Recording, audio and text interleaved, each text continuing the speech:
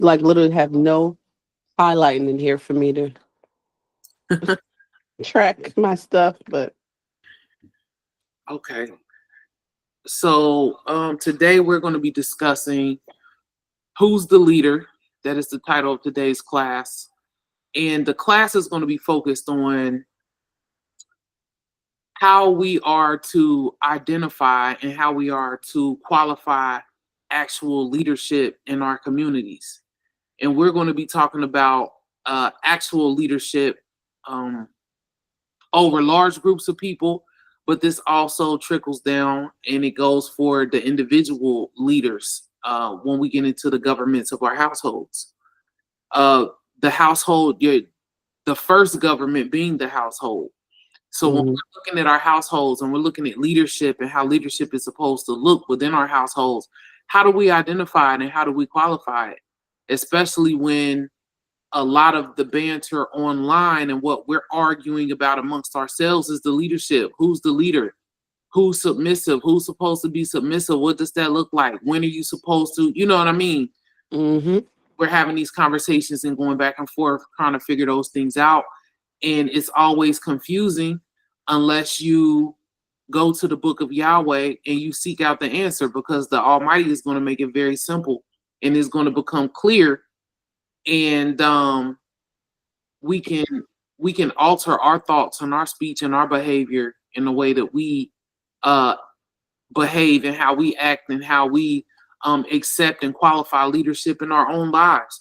And ultimately, it's just going to boil down to us having to rise to the occasion to be the leaders that we're looking for. Because one thing that is going to be abundantly clear by the end of this class is that true leadership is lacking. True leadership is rare. True leadership is very hard to come by, and Mhm. you know, and true leadership as far as the Almighty is concerned, is something that you have to be groomed into from a very young age as a child. So we're going to get into all of those things today. Um, and it's going to sound like, most of the classes are going to sound like an indictment of men. But as far as accountability is concerned, the Almighty has a lot of indictments on the men. So it sounds that way because that's the way that the true and living creator of the universe feels about the situation. That has nothing to do with me and my personal ideals or thoughts, but we definitely want y'all to enter the chat and let y'all tell us who are the leaders and how he feels about the leadership and the men previously all the way up until modern day 2025. So we'll get into that. But the first thing we're going to do is go to the commandments and read the 10 commandments. The commandments can be found in the 20th chapter of Exodus. Sorry, I don't have a reader today, so I'll be reading a lot. In the 20th chapter of Exodus, the commandment starts in the first verse. And it says, and Elohim spake all these words, saying, I am Yahweh your Elohim, which have brought thee out of the land of Egypt, out of the house of bondage. Thou shalt have no other Elohims before me.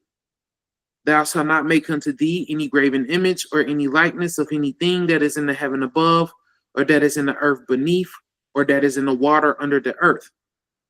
Thou shalt not bow down thyself to them, nor serve them.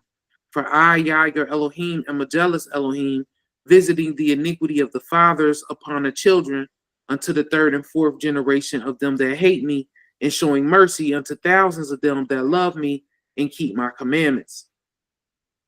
Thou shalt not take the name of Yahweh your Elohim in vain, for Yah will not hold him guiltless that takes his name in vain. Remember the Sabbath day to keep it holy. 6 days shalt thou labor and do all thy work, but the seventh day is the Sabbath of Yahweh your Elohim. In it thou shalt not do any work, thou, nor thy son, nor thy daughter, thy manservant, nor thy maidservant, nor thy cattle, nor thy stranger that is within thy gates. For in 6 days Yah made heaven and earth, the sea, and all that in them is, and rested the seventh day. Wherefore Yahweh blessed the Sabbath day and hallowed it. Honor thy father and thy mother, that thy days may be long upon the land which Yah your Elohim gives you. Thou shalt not murder. Thou shalt not commit adultery. Thou shalt not steal. Thou shalt not bear false witness against thy neighbor. Thou shalt not covet thy neighbor's house. Thou shalt not covet thy neighbor's wife, nor his manservant, nor his maidservant, nor his ox, nor his ass, nor anything that is thy neighbor's. Hallelujah. Before I go into and even point out some things that I see in the commandments today, y'all got any questions or comments in reference to the commandments?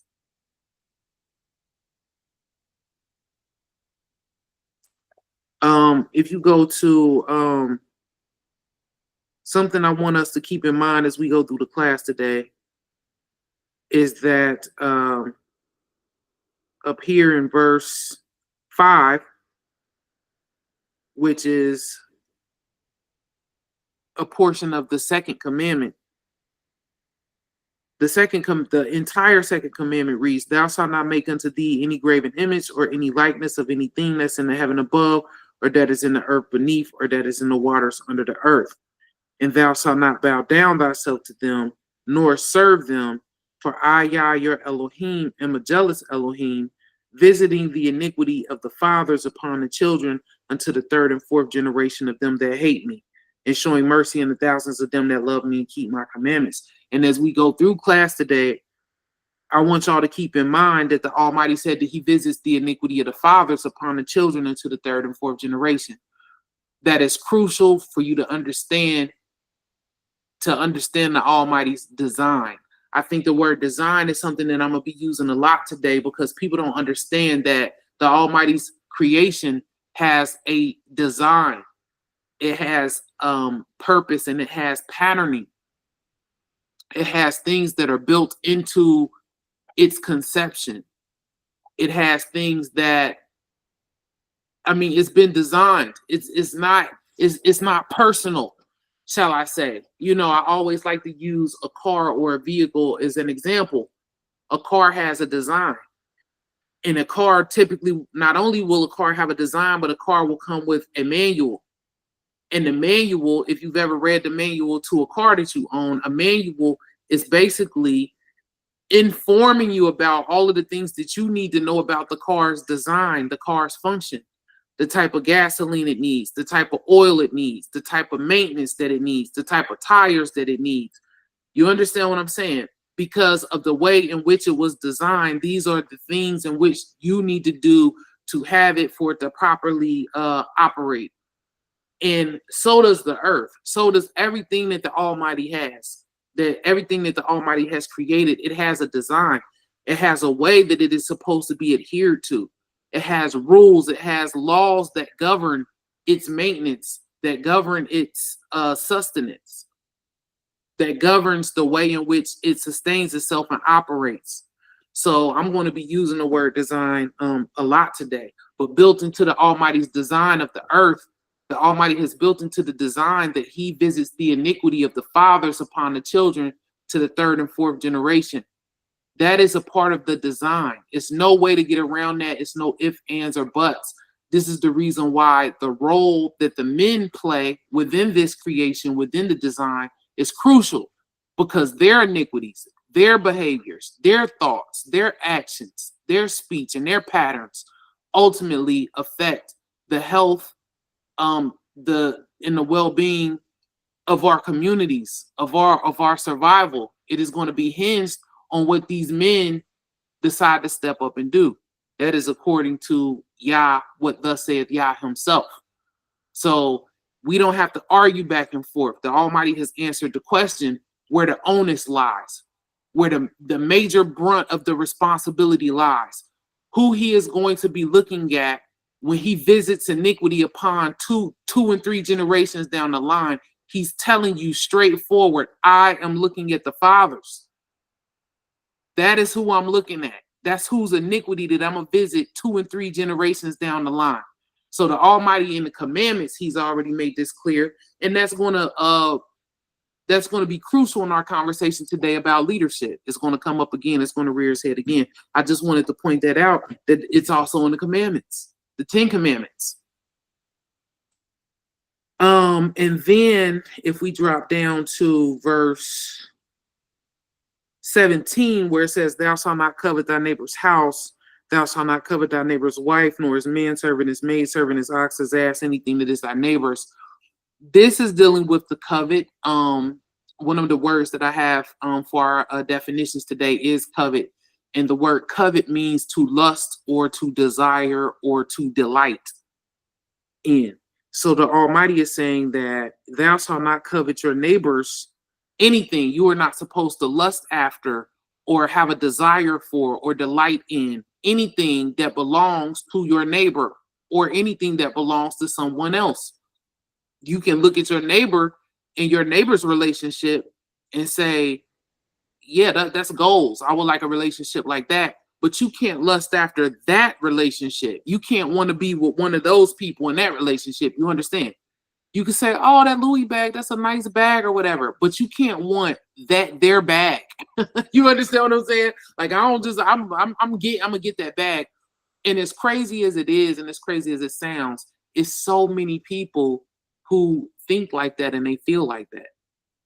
They don't just want attention. They want the attention you get.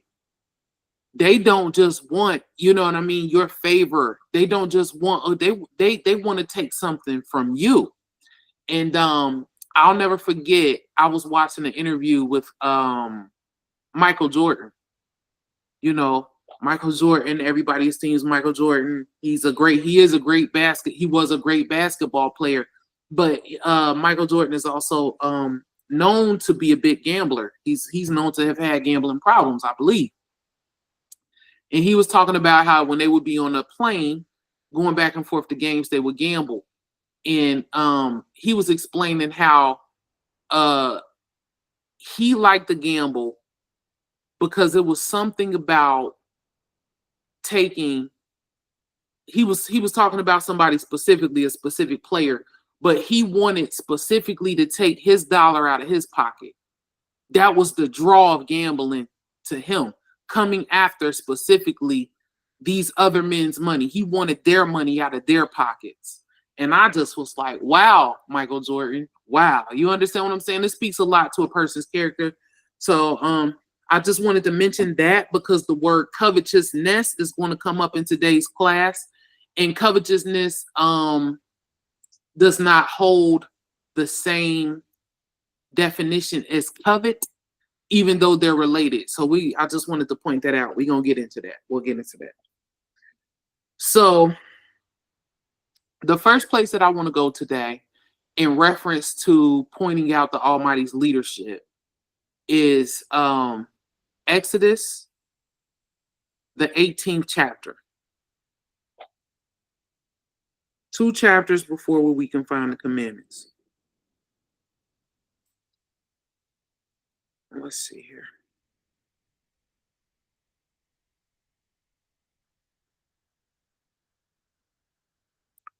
In the 18th chapter of Exodus, I'm just going to give a brief synopsis because we're going to start down in verse 12. But the children of Israel have just been delivered out of Egypt. And Moses is in the wilderness with the children of Israel. And Moses is basically ruling over the people, teaching the people the Almighty's law, but he's being a judge and people are they're bringing their problems to Moses. He's sitting as a judge for all of the people. And his father-in-law sees him do this and he has some advice for him. Hold on, where do I want to start reading?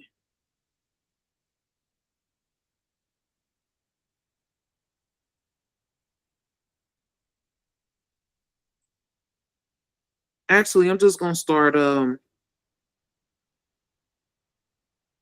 gonna start reading in verse 6.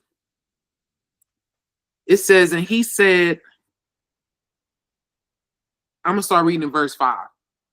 Okay, and Jethro, Moses' father-in-law. So this is Moses' wife's father. And Jethro, Moses' father-in-law, came with his sons and his wife unto Moses into the wilderness where he encamped at the Mount of God. And he said unto Moses, I, your father-in-law Jethro, am come unto you and your wife and her 2 sons with her, And Moses went out to meet his father-in-law and did obeisance and kissed him. And they asked each other of their welfare, and they came into the tent. And Moses told his father-in-law all that Yah had done unto Pharaoh and to the Egyptians for Israel's sake, and all the travail that had come upon them by the way, and how Yah delivered them. And this is actually a very important verse in reference to what we're experiencing now, but I'll teach on that later. And Jethro rejoiced for all the goodness which Yah had done to Israel, whom he had delivered out of the hand of the Egyptians. And Jethro said, Blessed be Yahweh, who has delivered you out of the hand of the Egyptians and out of the hand of Pharaoh, who has delivered the people from under the hand of the Egyptians. Now I know Yah is greater than all gods, for in the thing wherein they dealt proudly, he was above them. So pay attention. So Jethro is not an Israelite. Jethro is the father of Moses's wife, and Moses's wife was an Ethiopian. And Jethro is proclaiming in verse 11 that now he's not an Israelite, but now he knows that Yahweh is greater than all other gods. For in the thing wherein they dealt proudly, he was above them. So what proved to Jethro that Yah was above all gods is by what Jethro saw the Almighty do to the Egyptians in order to deliver the children of Israel. That is very important because that is how the Almighty moves.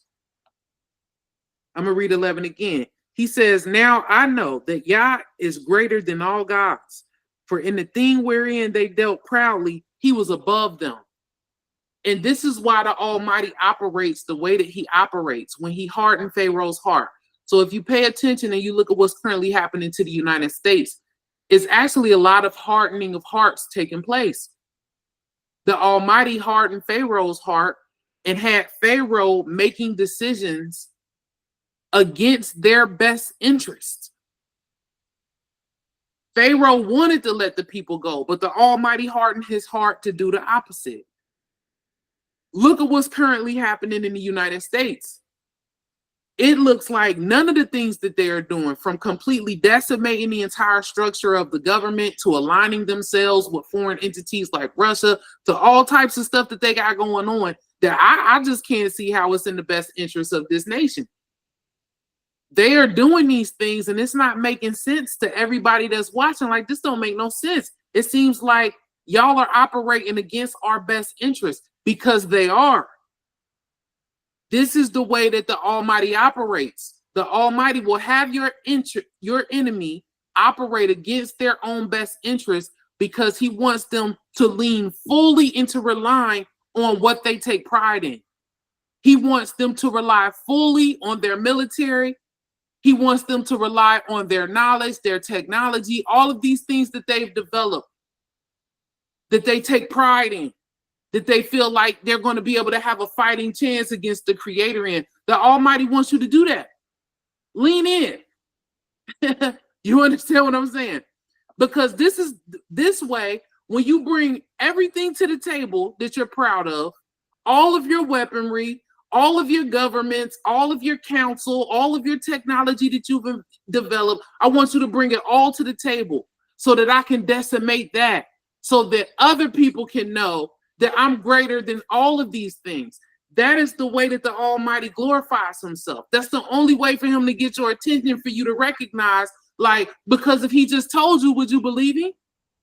If the Almighty told you, if somebody just came and told you, I am greater than the missile defense system, I can defeat that.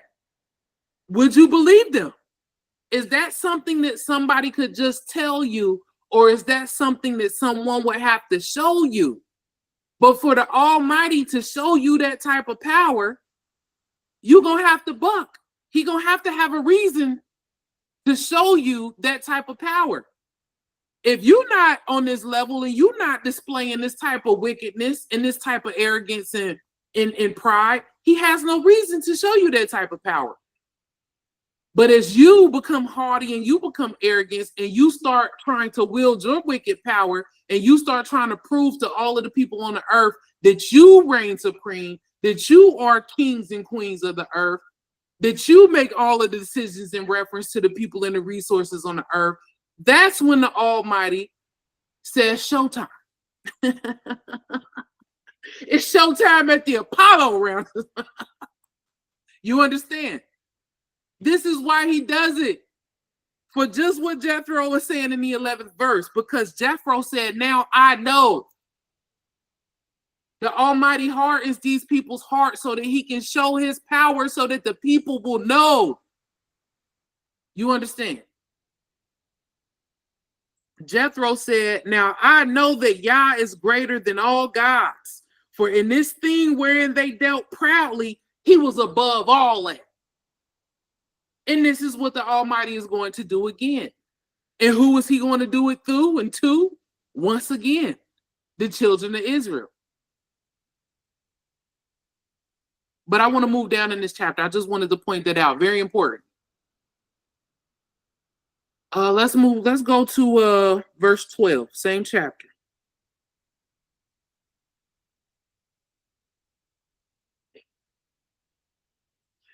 It says, and Jethro, Moses' father-in-law, took a burnt offering and sacrifices for Elohim. And Aaron came and all the elders of Israel to eat bread with Moses' father-in-law before Elohim. And it came to pass on the morrow, or on the next day, that Moses sat to judge the people. And the people stood by Moses from the morning until the evening. And when Moses' father-in-law saw all that he did to the people, he said, what is this thing that you do to the people?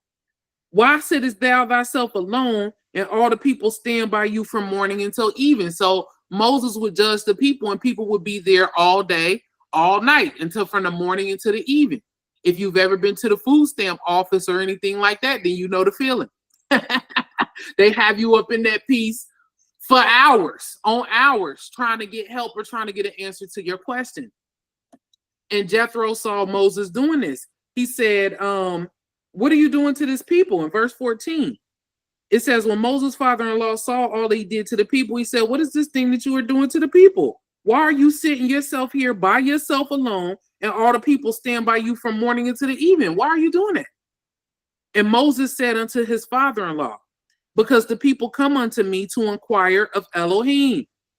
When they have a matter, they come unto me, and I judge between one and another, and I do make them known the statutes of Elohim and his laws. So Moses, when people came to inquire of the Almighty, and Moses would interpret and would tell the people the Almighty's laws and statutes and judge between the people. And this was all day and all night. Verse 17. And Moses' father-in-law said unto him, the thing that you do is not good. You will surely wear away, both you and this people that is with you. For this is too heavy for you. You are not able to perform it by yourself alone. So Moses' father-in-law is recognizing, like, listen, this is too much. You can't do this by yourself. Why are you doing it by yourself? You here with these people all day. He says, Moses' father-in-law in verse 19 says, hearken now unto my voice. I will give you counsel, and Elohim shall be with you. Be thou for the people to Elohim word, that you may bring the causes unto Elohim. And you shall teach them ordinances and laws, and shall show them the way wherein they must walk, and the work that they must do. Moreover, you shall provide out of all the people able men, such as fear Elohim, men of truth, hating covetousness, and place such over them to be rulers of thousands, and rulers of hundreds, rulers of 50s, and rulers of 10s. And let them judge the people at all seasons. And it shall be that every great matter they shall bring unto you, but every small matter they shall judge. So shall it be easier for yourself, and they shall bear the burden with you. So what is Jethro advising Moses to do? He's saying you need to break this up into captains. You need to set up rulers of thousands, rulers of 100, rulers of 10s, captains of 50. Break up the hierarchy. And if it's a large matter, then they can bring the large matter to you, but teach them and let them govern themselves. Let break it off into smaller portions and give other people roles of leadership so that it goes up a chain of command before it gets to you, so that you're not doing it all and you're not doing everything. The reason why these scriptures are important is because I want us to pay close attention to the selection of the leaders. You will notice when they make the selection of who is going to be the captains of thousands and fifties and tens, it was not based on having a penis. It was not based on having balls. It was not based on having a Y chromosome solely. It wasn't based on that, period. Who was given the roles of leadership? Let's go back. In verse 19, verse 20, I'm sorry. No, verse 19, it says, hearken now to my voice, and I'll give counsel, and Elohim shall be with you. Be you for the people to Elohim, where that you may bring the causes unto Elohim. So you be the person to bring the causes unto Elohim. And you shall teach them ordinances and laws, and shall show them the way wherein they must walk in the work that they must do. So first and foremost, in reference to the leadership, they have to be taught. First and foremost, before we do anything with anybody, they have to be taught.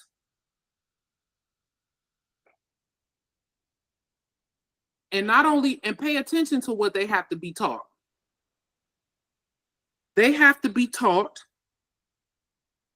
the ordinances and the laws.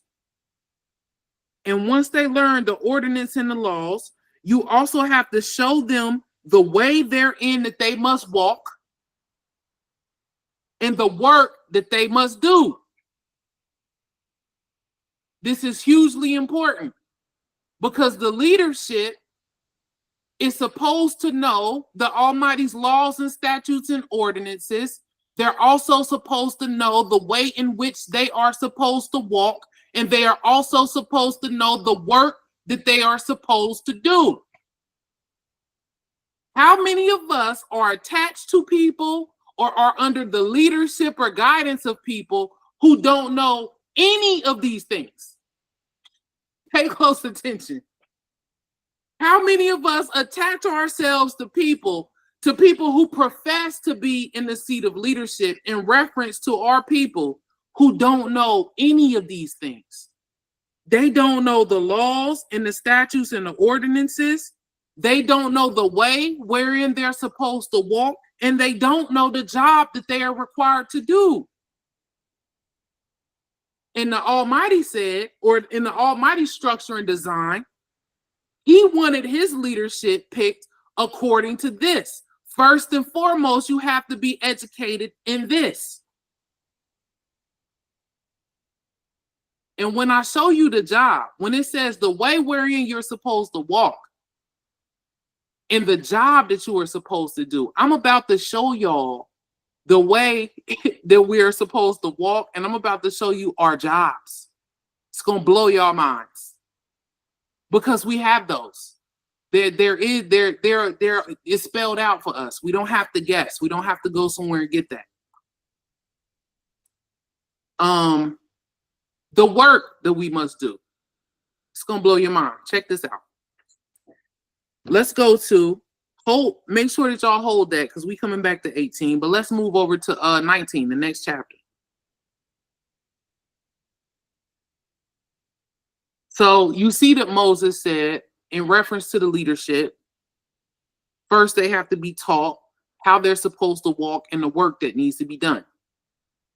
In the 19th chapter of Exodus, I'm going to start reading in verse 1. It says, do I got to start reading in verse 1? Let me see. I'm just going to start reading in verse 1 to give context anyway. In the third month, when the children of Israel were gone forth out of the land of Egypt, The same day came they into the wilderness of Sinai. For they were departed from Rephidim and were come to the desert of Sinai and had pitched in the wilderness, and there Israel camped before the mount. So Israel is in the wilderness camping before Mount Sinai. And Moses went up to Elohim, and Yah called unto him out of the mountain, saying, You shall say unto the house of Jacob, and tell the children of Israel, You have seen what I did unto the Egyptians, and how I bare you on eagle's wings, and brought you unto myself. Which this is a very important verse, and I'll expound in 1 second. Verse 5. It says, Now therefore, if you will obey my voice indeed, and keep my covenant, then you shall be a peculiar treasure unto me above all people, for all the earth is mine. Verse 6. And you shall be unto me a kingdom of priests and a holy nation. These are the words which you shall speak unto the children of Israel. Okay. So when we go back to the 18th chapter of Exodus, and he's referencing what Moses needs to teach these people that are going to be the leaders. They're going to need to know how they should walk, and they're going to need to know the work that they're supposed to do. This is part of the work that they're supposed to do. The Almighty established the children of Israel to be a kingdom of priests. And what is the definition of a priest? I looked up the definition already in the concordance. So according to the concordance, what a priest is, what a priest's job is, it says one that is officiating, a chief, a ruler, a principal officer. The Almighty said that if you keep his laws and statutes, he's going to establish you on this planet as a kingdom of priests. That means that on this planet, the children of Israel are his principal chief officers. That is part of your job. It's only a part of the job, though. You understand? So when Moses was, before he was choose the leadership, he had to make sure that the people knew this. You have to know the work that you're supposed to be doing. And you have to know the way in which that you're supposed to walk. And right here, the Almighty is establishing the fact that y'all are going to be a kingdom of priests. Y'all are going to be my chief rulers, my principal officers down here. This is part of your work.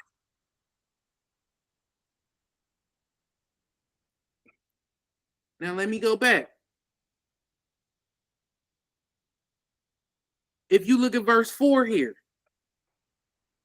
this is what I'm saying. This is what's going to blow your minds, because being a priest is only a portion of the way in which you're required to walk in the work that you must do as the children of Israel.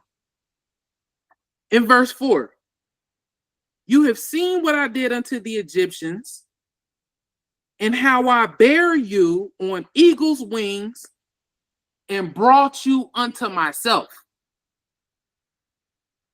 When the Almighty is telling you he bore you on eagle's wings and brought you unto himself, the Almighty is denoting marriage, his marriage to this people.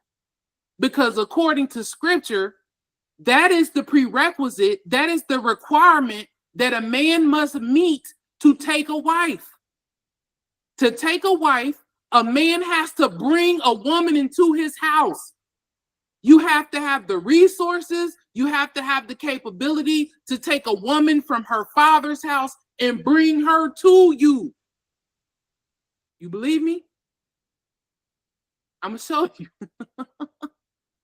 This is the reason why the Almighty is even mentioning it. Why is the Almighty always mentioning the way in which he brought Israel to him, to be his? Let me read it again. It says, in verse 4, you have seen what I did unto the Egyptians, and how I bare you on eagle's wings and brought you unto myself. The Almighty took you from Pharaoh. You were under the protection. You were under the oppression. You were in the house of another man when the Almighty came to get you. He took you out of the house of another man and brought you unto his. That is what happened. That is the reason why the Almighty said, I am married unto you. The Almighty took the children of Israel as a wife.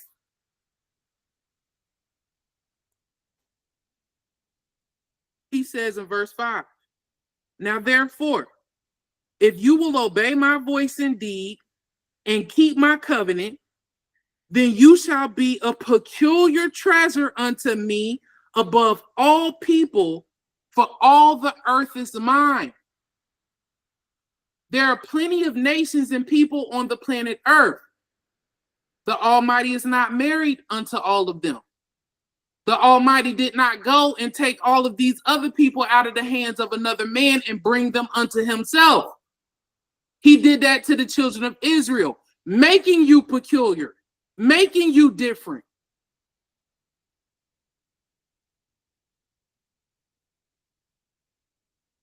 And the Almighty said, if you will obey my voice and keep my covenant, then you shall be a peculiar treasure. You got to obey his voice and keep his covenant.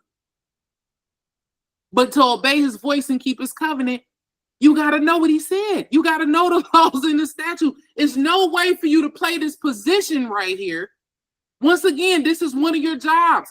When Jethro's telling Moses, teach these people the way that they should walk and the work that must be done, he's referencing this. Not only are you ordained to be priests,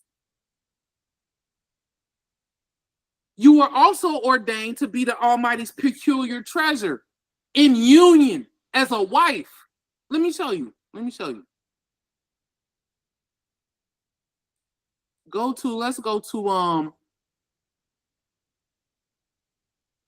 go to the 3rd chapter of Jeremiah. Hold this right here. Let's go to Jeremiah 3.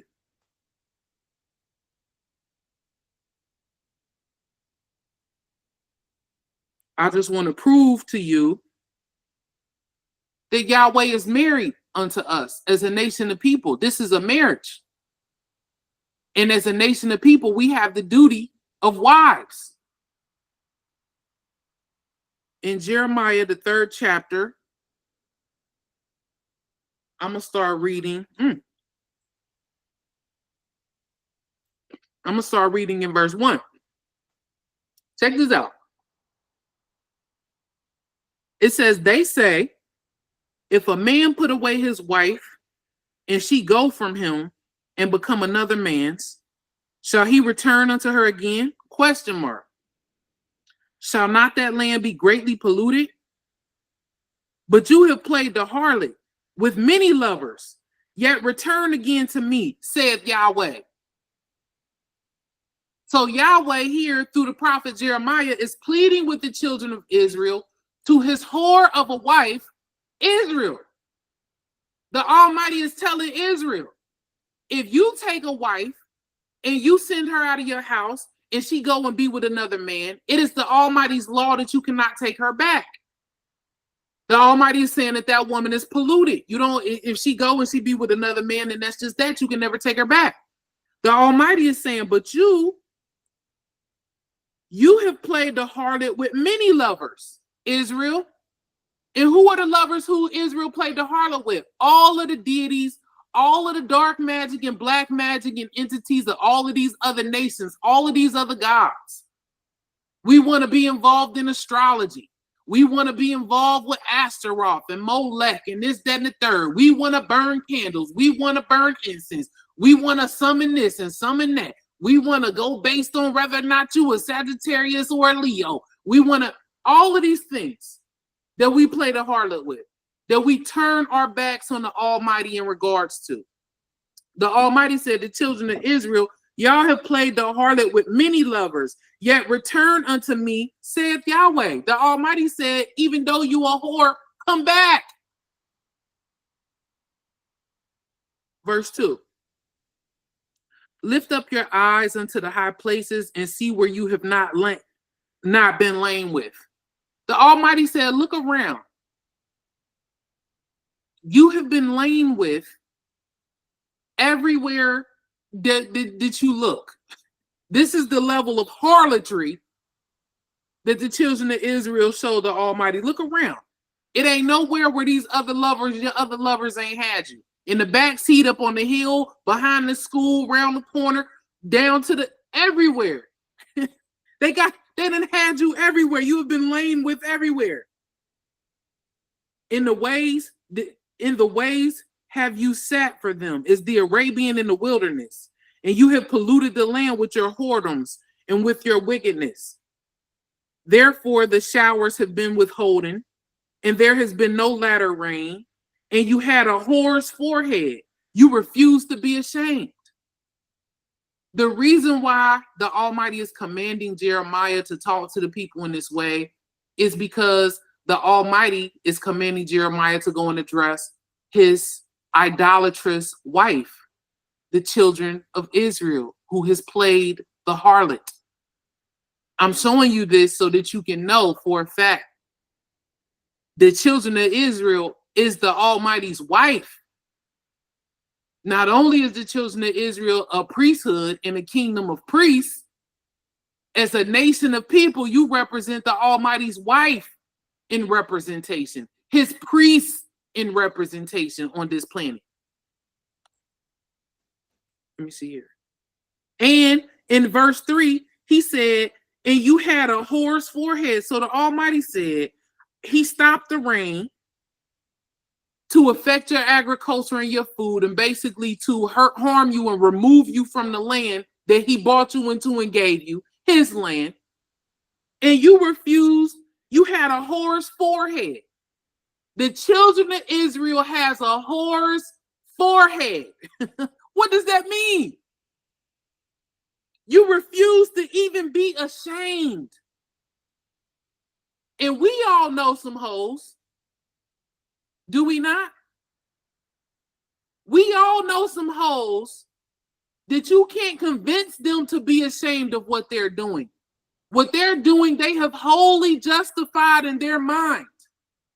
They feel justified in hoeing. They're not ashamed of it at all. They might call you to have you put them on with another trick. That's how ashamed they don't be. Like, you got anybody you can send my way? Yeah, the Almighty said that the children of Israel as a nation has a whore's forehead.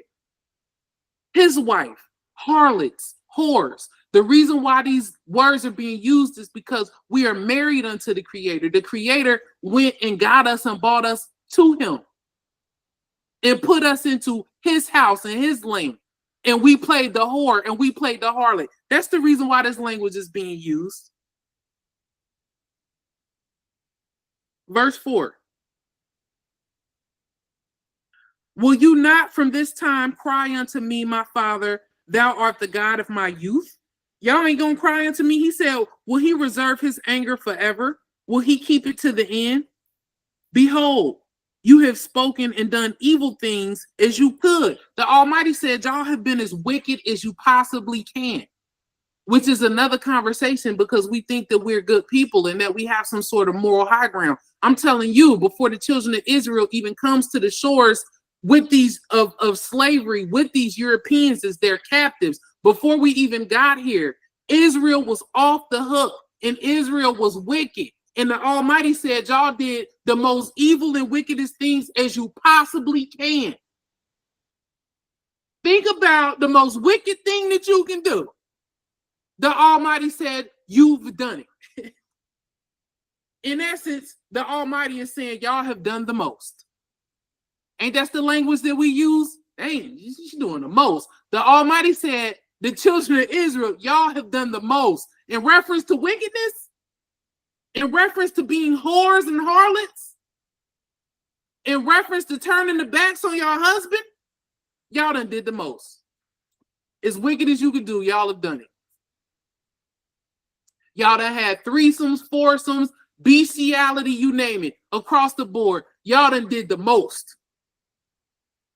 The Almighty said it. He said, behold, you have spoken and done evil things as you could. Verse 6. Yah said also unto me in the days of Josiah the king, have you seen that which backsliding Israel has done? She is gone up upon every high mountain and under every green tree, and there has played the harlot. This is the question that the Almighty is posing to the prophet Jeremiah. Have you seen what Israel has done? She done went and she done played the whore with everybody. But more importantly, what's crucial for us to point out here is the fact that the nation of Israel as a nation is a female. I'm going to teach another class on how the most important characters of this whole entire book, outside of Yahweh himself, are all females. I know they tell you that women don't have no representation in the Bible and, all lies. The most important characters in the book are all females. We can start with the children of Israel, who as a nation of people represent the feminine. The nation of Israel is a she, is a her, is a girl. They'll never tell you that. They'll never tell you the truth about that. And the Almighty says in the 6th verse again, Yah said also unto me in the days of Josiah the king, have you seen that which backsliding Israel has done? She has gone up upon every high mountain and under every green tree, and there she has played the harlot. And I said, after she had done all these things, turn thou unto me, but she returned not, and her treacherous sister Judah saw it. So the Almighty said, after all of this, I still said, turn unto me. And she didn't. And not only did Israel not turn back, but the second kingdom, the separate kingdom in Israel, the tribe of Judah saw it and followed suit. We could get into that too. Why Israel split, why it was a north and south kingdom. We could get into that. But Judah saw it and Judah did like the rest of Israel. Verse 8. And I saw when for all the causes whereby backsliding Israel committed adultery, I had put her away. The Almighty is telling you about his tumultuous marriage to the children of Israel. She committed adultery. I put her away.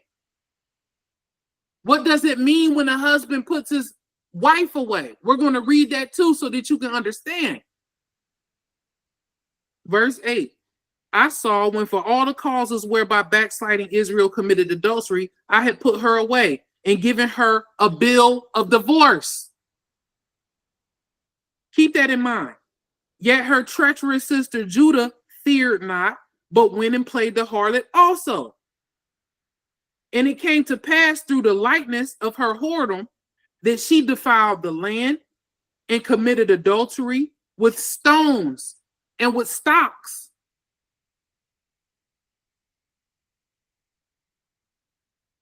And this is what happens when we play the harlot, the children of Israel, because of who we are and what our job is. Our job is to be a kingdom and a nation of priests. Our job is to represent the Almighty as wives. Our job is supposed to be a gleaming example and the chief officers for all of the other people on the planet.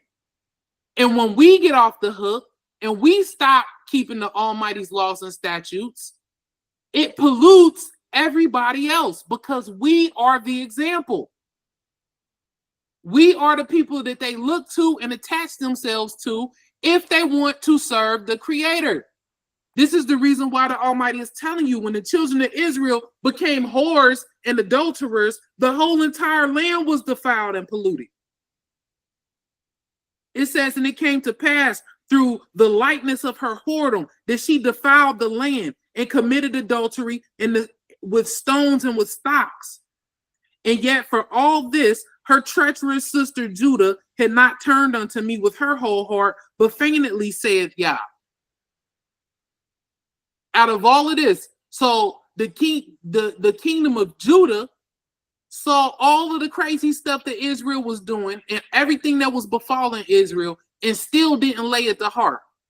Followed after them to do the same thing.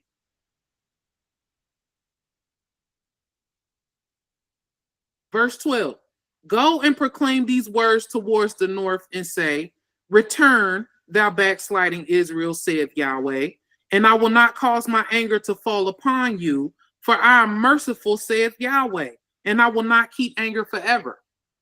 How tragic to listen to the creator of the universe pleading with this people to come back to him. How tragic. How tragic. The creator of the universe pleading for you, pleading for us to stop being whores and harlots and to come back to him. Even though you done been a whore and you done laid with, you are for the streets officially. Even though you have been out here and have been 100% completely for the streets, the creator of the universe is pleading with you to come back to him. Stop being a whore and to come back. He said, I am merciful, saith Yahweh, which they don't want you to believe that about the Almighty. The Almighty is merciful. Yes, the Almighty is also terrible and a man of war, but the Almighty is also merciful. It shows loving kindness. Merciful without end sometimes. The Almighty said, I will not keep my anger forever. I ain't going to be salty for good. Peep game in 13. Only acknowledge your iniquity. The Almighty wants us to take accountability. Stop with all of this delusion. Stop with all of this fronting and all of this cap trying to act like y'all have been good people. Like y'all have not taken hold of all of these heathens, gods and deities and cultures and ways and put them before and above the Almighty's laws and statutes. Stop it. That's all the Almighty wants you to do. First and foremost, can you just acknowledge your iniquity? Acknowledge you played me out. First, can we just start there? Let's just acknowledge the fact that y'all ain't shit. Ultimately. Only acknowledge your iniquity that you have transgressed against Yah, your Elohim, and have scattered your ways to the strangers under every green tree, and you have not obeyed my voice, saith Yahweh. Acknowledge the fact that you have transgressed against me. Not just acknowledge the fact that you've transgressed. You have to acknowledge who you transgress against. It's a big deal. You understand? You're not just wrong, you're wrong against me. You played me out. And you have scattered your ways to the strangers under every green tree, and you have not obeyed my voice, saith Yah. So the Almighty is holding the children of Israel accountable for spreading their wicked ways to all of the rest of the people and the strangers around them. We have that responsibility because of who we are. Verse 14. Turn, O backsliding children, saith Yahweh. This is where I was trying to get to. If you had any, if you were second guessing it and you had any notion as to whether the Almighty is married to the children of Israel or not, here we go right here in verse 14. Turn, O backsliding children, saith Yahweh, for I am married unto you. And I will take you one of a city and two of a family, and I will bring you to Zion. So the Almighty has established that he's married to the children of Israel. He's also established that Israel is a whore. Okay? But I'm pointing this out because as we go back now, let's go back to Exodus, the 18th chapter.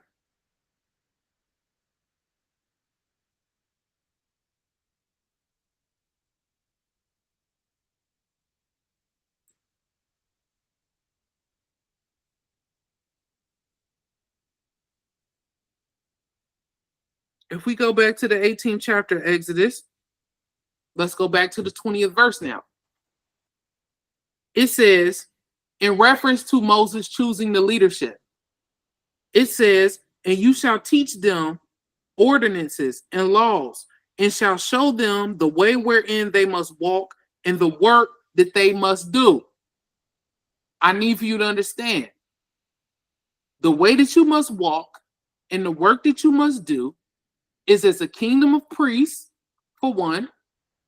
Now we have established that the way that you shall walk and the work that you must do is the work of a wife. which obliterates you ninjas. Okay? Understand, the Almighty set the males as leadership up in the community and as the nation of people. But as a nation of people and as a collective, you are a woman. You are a female. Men, as men, y'all have a responsibility to the Creator as wives. As crazy as that is, listen, make it make sense to yourself. The Almighty done broke it down for you. Y'all talking about y'all want women to be submissive. The Almighty requires the submission of you men, first and foremost, as wives. All the things you want, all the submission you want from your wife, all of those things. You have a requirement to display those qualities first to the true and living Creator. Isn't that interesting how that balances out? Isn't that justice interesting? So as far as these men claiming to be leaders and the leadership that they crave and all, listen, y'all have the responsibility. Y'all have an even bigger responsibility as wives, because the Almighty just told you in the commandments, he visits y'all iniquity to the third and fourth generation of them that hate him. The fathers, you men. And that's not according to what thus says Lania. That's according to what thus saith Yahweh. But wait, because it goes further. It's another job I want to point out to dictate how you're supposed to walk in the work that needs to be done. Check this out. So we didn't establish that the children of Israel are priests, and we've established that as a nation, the children of Israel is a wife to the Creator. Let's go to Isaiah, the 49th chapter.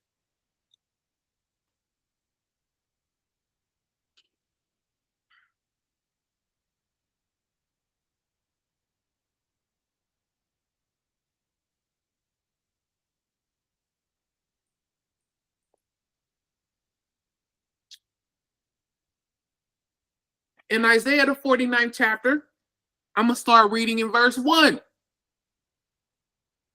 It says, "Listen, O isles, unto me, and hearken, you people from far. Yah has called me from the womb, from the bowels of my mother has he made mention of my name.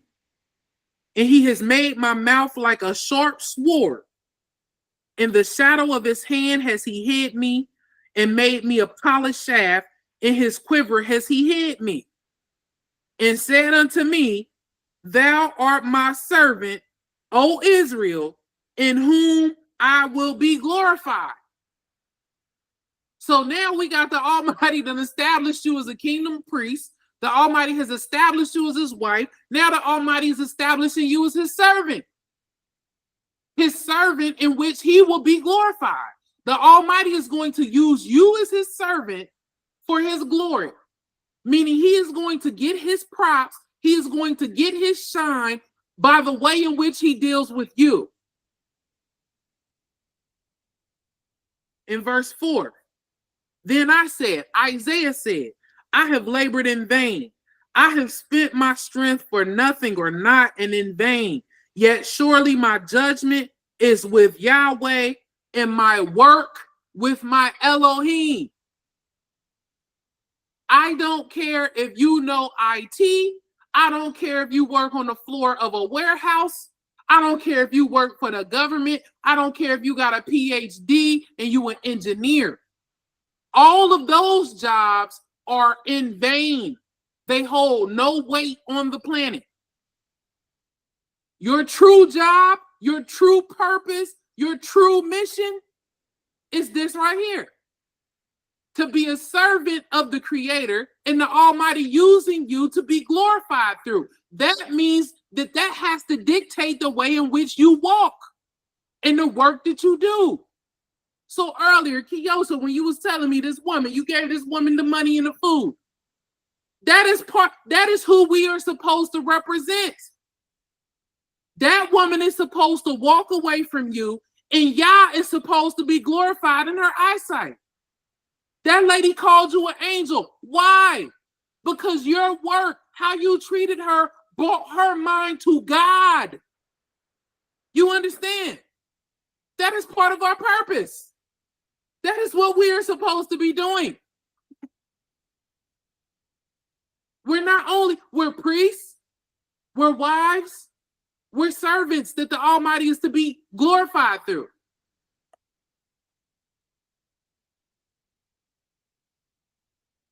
Now check this out. Not only is the Almighty going to be glorified through the children of Israel, verse 5, check this out. It gets even deeper. It says, and now saith Yah that formed me from the womb to be his servant, to bring Jacob again to him. Though Israel be not gathered, yet shall I be glorious in the eyes of Yahweh, and Elohim shall be my strength.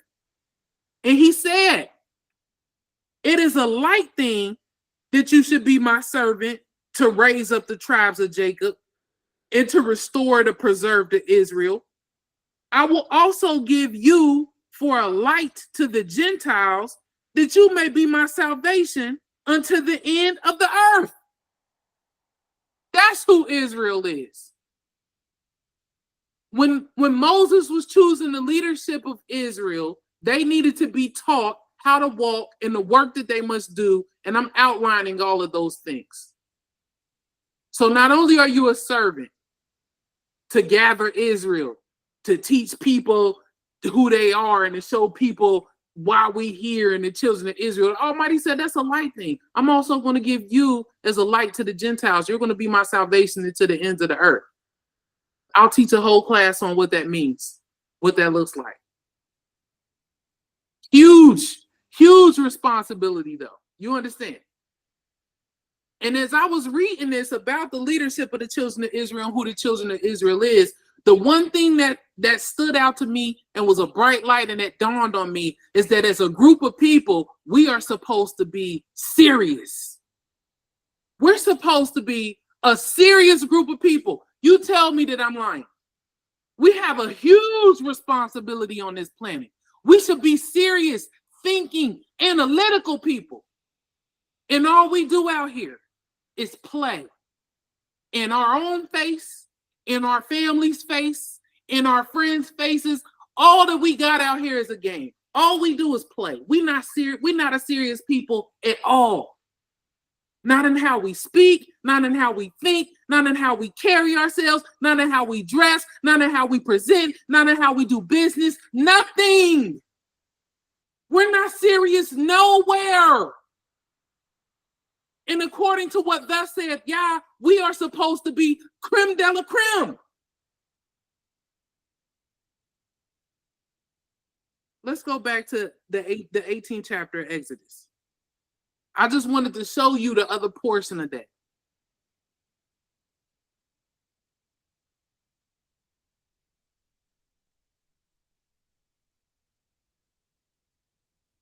We go back to the 18th chapter of Exodus in verse 20.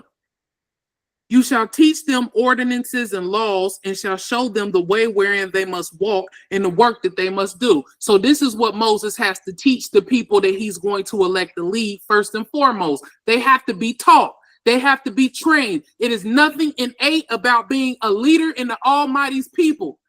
You are not born a leader. You have to be groomed. You have to be taught. If we are a kingdom of priests, you show me any royalty in the world, whether it be queen or prince, whether the queen or the prince is not groomed from birth to be that.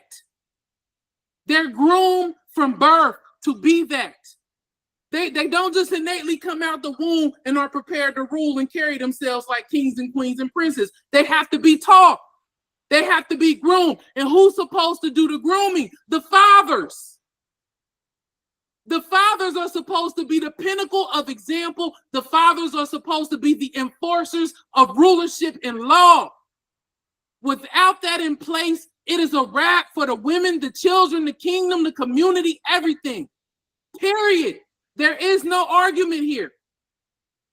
There's no ifs, there's no ands, there's no buts about this, what I'm showing you.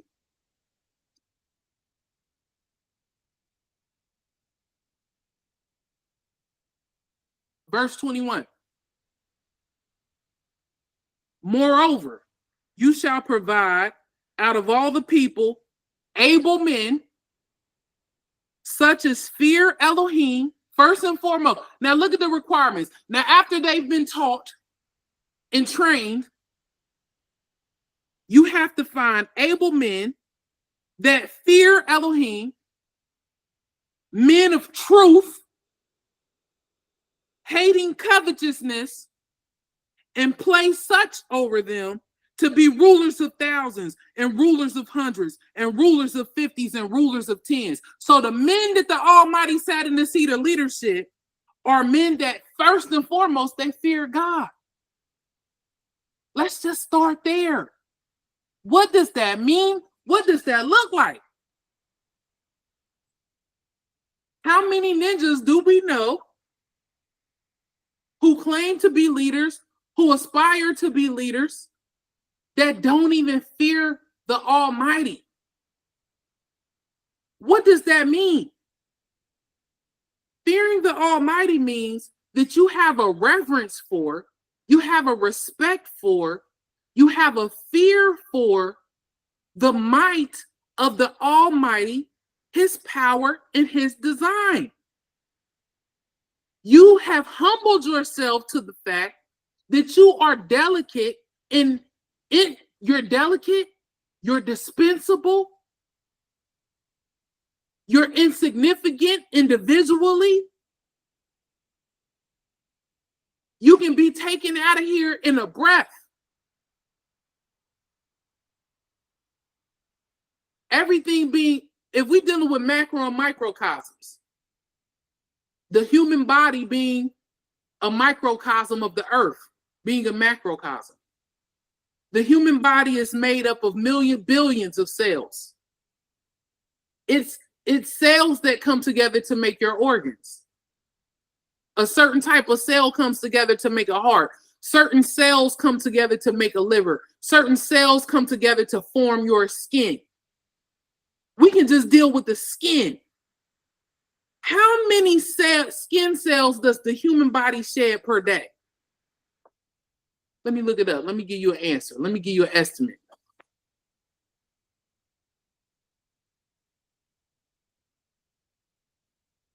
Okay. Now listen to this.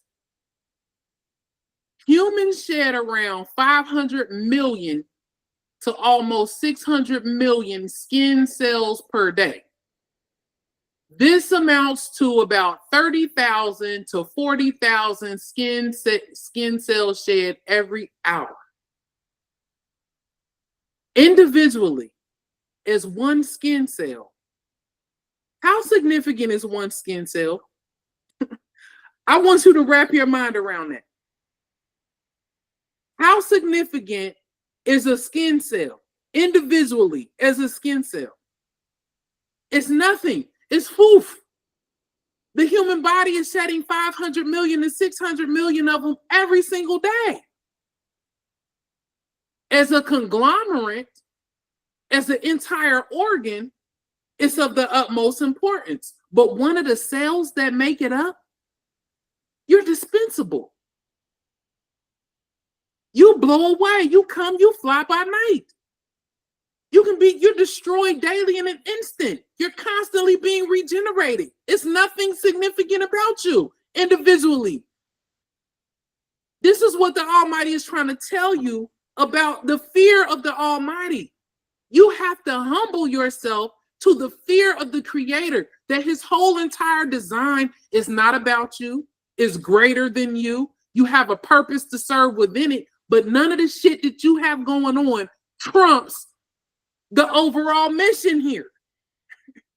And this is the problem. As human beings, as individuals, we think there's something we got going on in our life, something we got going on in our midst as an individual is relevant in the scheme of things.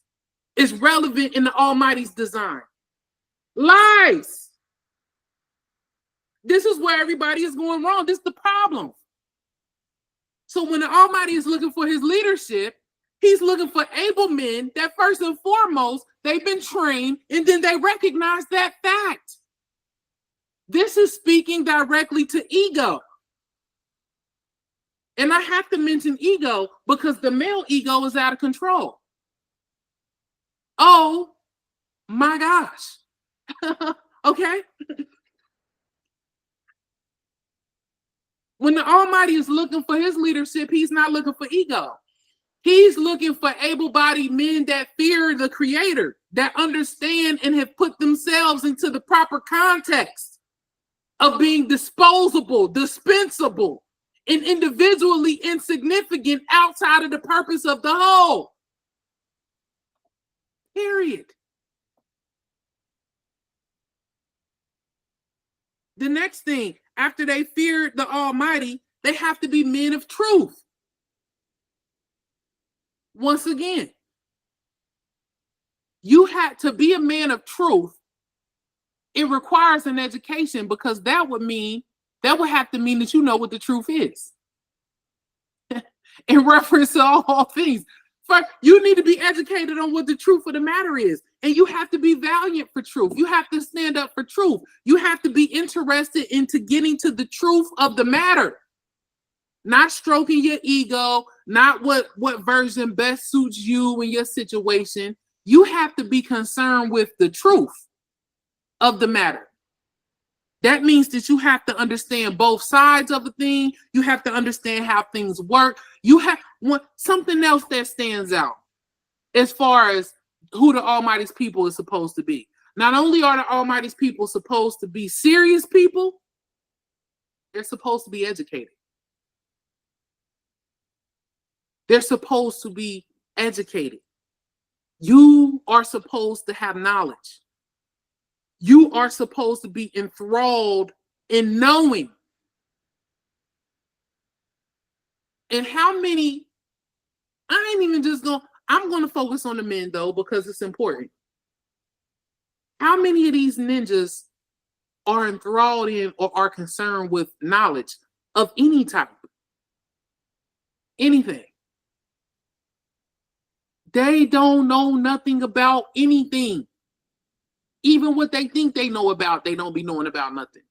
Maybe they know about sports. Maybe. Maybe they know about a video game. Maybe. They might know how to play a video game. They certainly don't know how it's developed and how it's made and how it's programmed. They don't know anything about that. And it always is interesting when people are enthralled with interacting with something so profusely that they know nothing about. Even with these men, they're obsessed with having sex. The majority of them do not do it well. How, Sway? How can you be so consumed with a thing and want to do a thing all of the time and know nothing about the other species you want to do it with, know nothing about being good at it, know nothing about it? Crazy work. Crazy work. The Almighty said when Moses was picking the leadership, he wants able men that fear God, men of truth, who are going to tell the truth, and that hates covetousness. What does covetousness mean? Now check this out. The definition of the word covetous means to plunder by unjust gain, to be dishonest for profit or gain. So the Almighty is saying in his leadership, he wants men who hate covetousness. They hate dishonest profit. They hate plundering by unjust gain and being dishonest. They would never be a scammer. They would never be a drug dealer. They would never be a bank robber. They would never help you do any of those things. They would never be in your midst. They would never be your friend if you was a scammer or a drug dealer or a bank robber. Why? Because they hate that behavior. That's covetousness. They hate that. They hate thieves.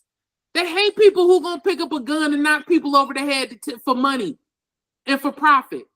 They hate people that's gonna come up with a Ponzi scheme to steal money from old people and hoodwink people out of their life. They hate it. These men that the Almighty wanted to sit in the seat of leadership, they hated these things. This is the character of the man who was supposed to sit in the seat of leadership. How many men do we know fit these qualifications? And as crazy as that is, I'm telling you, these are the criterion that we need to be looking at for friendship, relationship, marriage, whatever relationship. These are the qualities in people that we are supposed to be looking for. We're supposed to be attaching ourselves to and surrounding ourselves with people who fear the Almighty, who are valiant for the truth, who hate covetousness. Yeah.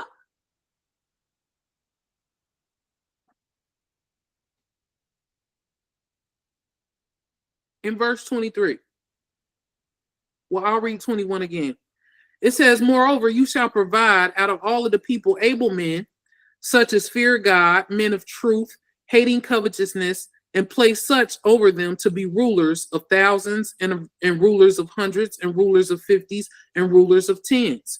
Also, I want to point out the fact that when you're dealing with the rulership in the household and you dealing with your husband and you dealing with these people, the Almighty put the men in the position of rulership, but make no mistake about it, the Almighty put them in a position of rulership, but they are required to be righteous. That's the difference. The Almighty didn't put them in the seat of rulership and say that you can now be some wicked, whoremongering tyrant, some lazy, ashy, dusty ass terror to your community, to women and children. That is not what the Almighty commissioned or ordained, and you are in violation of law. You are in violation of the Almighty's design if you were doing that. And you are no leader. Period.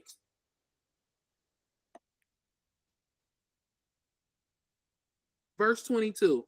And let them judge the people at all seasons, and it shall be that every great matter they shall bring unto you, Moses, but every small matter they shall judge. So shall it be easier for yourself, and they shall bear the burden with you. And once again, let me tack on another job in reference to how we are supposed to walk in the work that we must do. Let's add on the term judge, because the Almighty just told you right here, you're supposed to be a judge, and you're supposed to judge righteously between brother, sister, man, woman, child. We have that responsibility. That is part of our walk. As the servants of the Almighty, we are also required to be judges. All of this requires information and training and knowledge.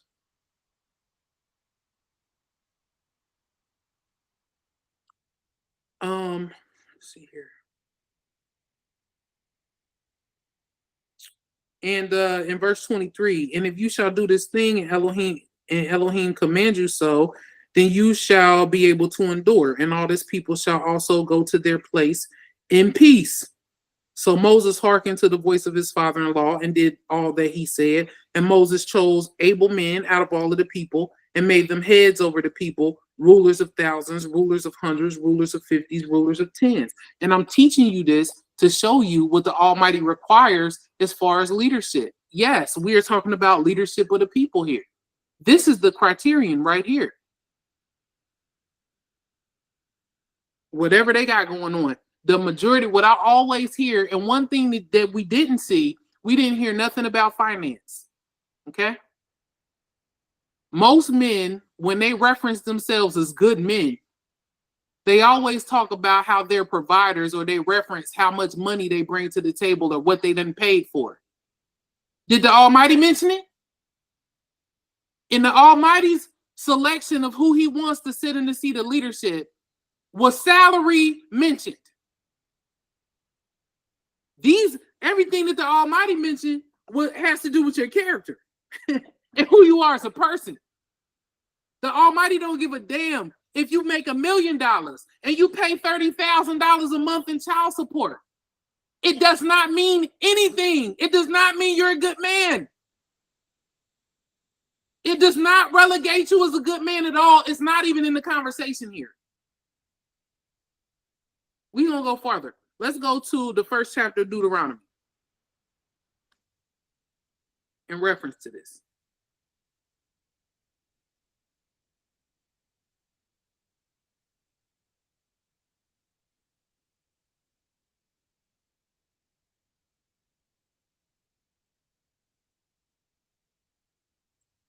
The first chapter of Deuteronomy, I'm going to start reading in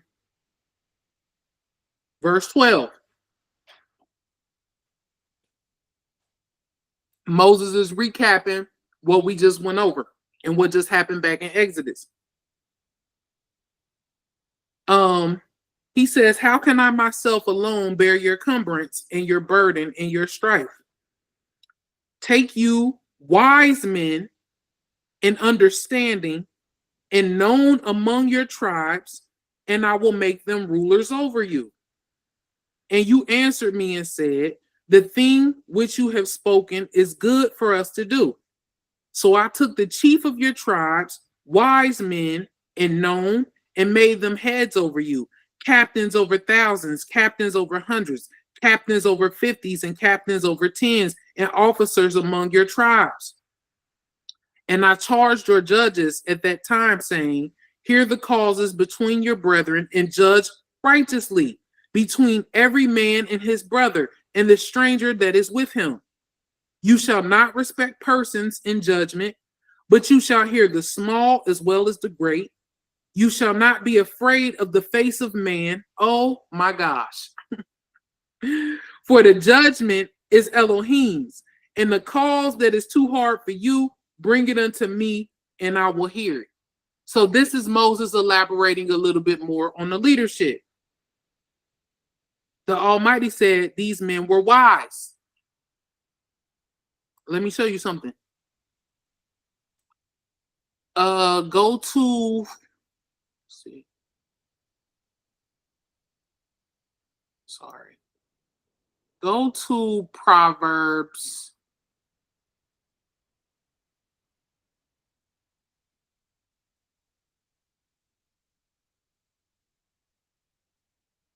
My notes be everywhere. I'm trying to get better at, because my thoughts when I be studying be everywhere. You feel me? Go to Proverbs. Come on. I might not have wrote it down. Hold on. I think it's Proverbs 6.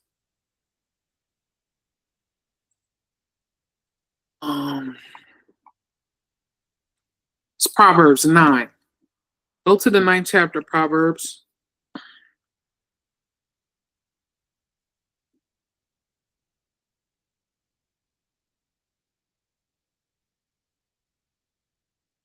And verse 10. In the 9th chapter, Proverbs, verse 10, it reads that the fear of Yahweh is the beginning of wisdom, and the knowledge of the holy is understanding. So the beginning of any wisdom, for you to be wise, for you to be considered wise, for wisdom to even begin for you, you need to fear the Almighty. I just wanted to point that out. Very important verse. Very important verse. These men were wise men that were known. I'm sorry. We go into Deuteronomy, the first chapter. Go back. And that's verse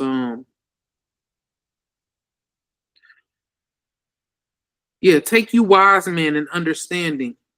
And you'll see in where we just left in Proverbs, it said, hold on, y'all stay right here. Let me go back and read it to y'all.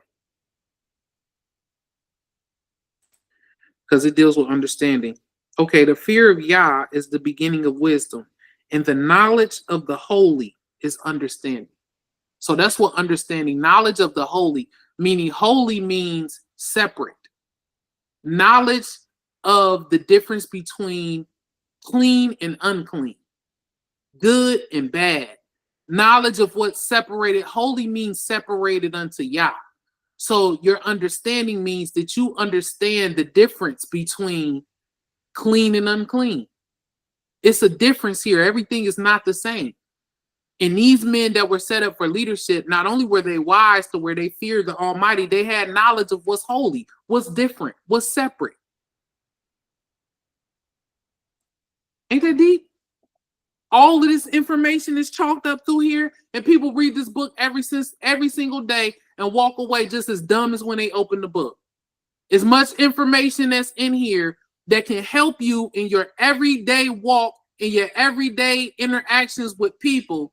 People open up this book every single day and walk away dumb as a doornail. And the Almighty done put us on to so much game. The Almighty done put us on the game. I'm sorry. You talking about gamed out? The Almighty is gamed out. He's teaching you the design. He's outlined the manual for you. We hard-headed and think that we know better. It's crazy. It's crazy work. Go back to the first chapter of Deuteronomy.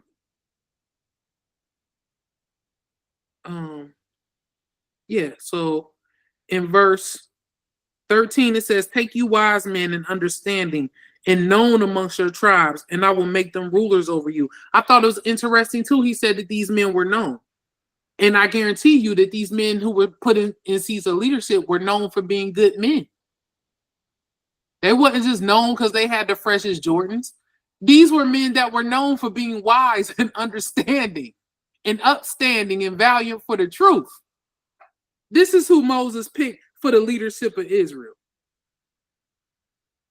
Verse 16, and I charged your judges at that time, saying, hear the causes between your brethren and judge righteously between every man and his brother and the stranger that is with him.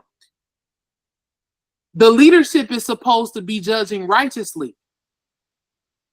You're supposed to be listening to situations and judging righteously. If somebody come to you and tell you something crazy that they're about to do, or tell you that they want to womanize, tell you that they want to go out here and sleep with all of the women, tell you that they're going to abandon their kids, tell you they ain't seen their kids in 3-4 months. As leaders, the leadership of our people are supposed to have an issue with that. They're supposed to judge righteously, and they're supposed to speak up for the truth of the matter.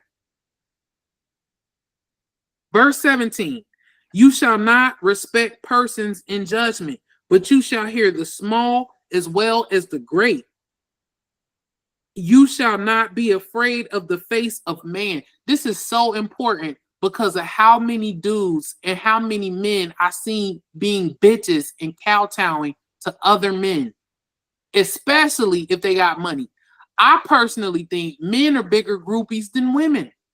Have you ever seen how men will dick ride another man that they perceive as having money? Have y'all ever seen that in action? It's sickening. And the Almighty said we're not supposed to be respecter of persons anyway. We're supposed to hear the small as well as the great.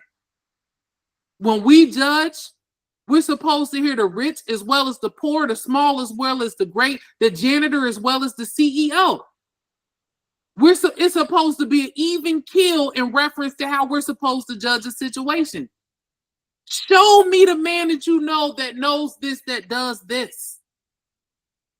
They all out of whack. They all respecters of persons. They all willing to judge wickedly based on the amount of money that somebody has. Look at it all. Look at Elon Musk. Well, that's the richest man in the world. People think that matter. How, Sway? People gonna do what he say or excuse some with the wickedness that he does and the chaos and terror that he's wrought because he's rich. Make it make sense. Make that make sense. The Almighty said we're not supposed to do that. And I'm just pointing this out to you because the Almighty has laid it plain as far as what his leadership and people that sit in the roles of leadership in his community is supposed to look like. The Almighty has not just given carte blanche to men because you're a man, you're a leader. That is a lie. Clearly, you're not educated to be a leader. You don't behave as a leader. You ain't no damn leader. You don't know nothing about it. You don't know nothing about the truth. You don't know nothing about integrity. You don't know the Almighty's laws and statutes and ordinances. You are not no leader. You are dust. Which I think is interesting because they call these ninjas dusty. Okay? I think it's interesting. Let me go up here. It's something else I wanted y'all to see. Oh, and in reference to leadership, I want to show y'all something else that the Almighty requires to prove to you that you do not just come out of the womb being a leader and that you cannot just elect yourself because you're male. I'm going to sit in the seat of leadership, or I'm a leader because I'm male. That is not accurate in accordance with scripture. That does not align with the words of what thus saith Yahweh. Let's go to the book of Joshua.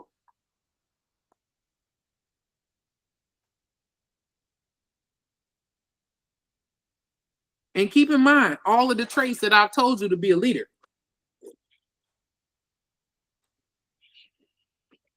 In the first chapter of the book of Joshua,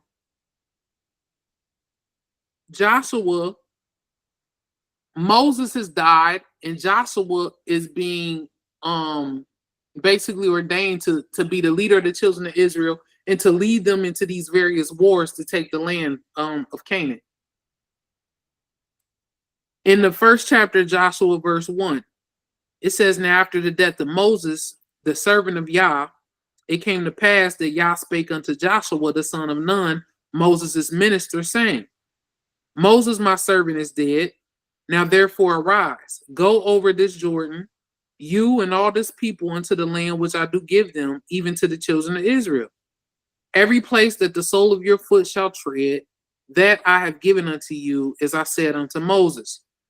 From the wilderness in this Lebanon, even unto the great river, the river Euphrates, all the land of the Hittites, and unto the great sea towards the going down of the sun shall be your coast.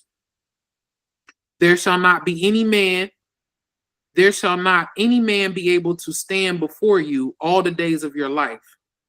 As I was with Moses, so I will be with you. I will not fail you nor forsake you." So this is the charge that he's giving to Joshua. He's saying, ain't nobody going to be able to stand before you, and I'm going to be with you just like I was with Moses. But check this out in verse 6. It says, "Be strong and of good courage, for unto this people shall you divide for an inheritance the land which I swear unto their fathers to give them." So now we also got to throw in being strong and having good courage. We got to throw that into the pot of leadership as well. Because to stand up for truth, to be valiant for the truth, to judge righteously, to be the voice of reason in a situation and be like, nah, that's not right. Or no, this is right. Or you dead wrong. Or to have to whoop somebody's ass because they're in violation. To have to whoop somebody's ass because you find out that, you know, your uncle is raping young girls and your family members.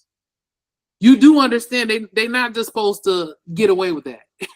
The men in your community and the men in your family are supposed to take issue with child molesters and child predators. You understand what I'm saying? To be that type of man, to be those type of men, to be about action, to stand on truth, to execute truth and to execute true judgment, you have to be strong and you have to be courageous. Not only are we supposed to be a serious people, not only are we supposed to be an educated people, but according to the laws and statutes, we ain't supposed to be no hoes. You understand?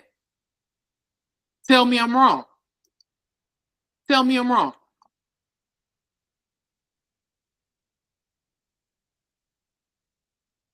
Would you agree? So we're supposed to be a serious people. We're supposed to be an educated people. And we ain't supposed to be no hoes. We supposed to be strong and courageous to stand up and do this work. according to what the Almighty is telling Joshua right here. In verse 6, it says, be strong and of good courage, for unto this people you shall divide an inheritance the land which I swear unto your fathers to give them. Only be thou strong and very courageous, that you may observe to do all the law, that you may observe to do according to all the law which Moses my servant commanded you. Once again,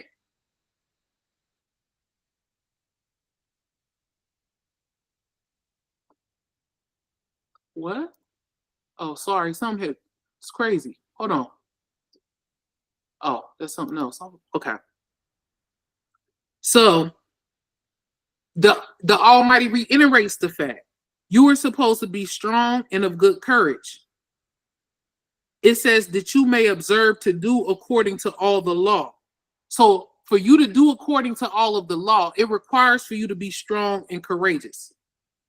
Once again, that is something that you're looking for within leadership. If you're going to be a leader, if you're going to keep the laws and the statutes in general, you have to be strong and you have to be courageous. To observe to do all of the law, you have to be strong and courageous. In verse 8, it says, this book of the law shall not depart out of your mouth, but you shall meditate therein day and night, that you may observe to do according to all that is written therein. For then you shall make your way prosperous, and then you shall have good success. Once again, you have to be strong, you have to be courageous, and the Almighty is telling you you're supposed to meditate in the law day and night. This is referring back to the education that you're supposed to have. This is referring back to the training that you are supposed to have. You do not innately come out of the womb a leader. You do not innately come out of the womb strong and courageous, knowledgeable. You have to train yourself. You have to be groomed. You have to be educated to be these things. And it says, the book of this law shall not depart out of your mouth, but you shall meditate therein day and night, meaning that you're supposed to be talking about the laws and the statutes all the time. It's not supposed to depart from your mouth. Yeah, we're going to talk about other things. We can ha and he, but the Almighty's laws and statutes is supposed to be a part of your everyday banter. How else are you supposed to sharpen yourself? It's supposed to be in the forefront of your mind. You are supposed to be meditating in the laws day and night. This is a part of the grooming process. This is a part of the educational process that one must go through if they seek to keep the Almighty's laws and statutes. If you seek to be righteous, you're not just going to be able to do it otherwise. So when we are referencing our leaders and people who want to sit in the seat of leaderships, these are the qualities we're supposed to be looking for in them. I know it's crazy, but I mean, we just gotta keep it real. Let's keep it real. And I want us to stop being delusional and thinking that any of these people are leaders. The politicians, the musicians, and the entertainers, I never even understood that anyway. Somebody can rap good, so you think we should give a damn about their opinion? It's weird. They're probably deplorable people in the background. You don't know these people. You don't know what they do. You don't know what they stand on. Or because they have a lot of money, or because they have a social media following, you think that their opinion is to be adhered to. They don't stand on none of these principles that I'm showing you and teaching you in reference to leadership, as far as what the Almighty requires for his leadership. It's crazy work. It's crazy work. Okay, let's go to you. Let's talk about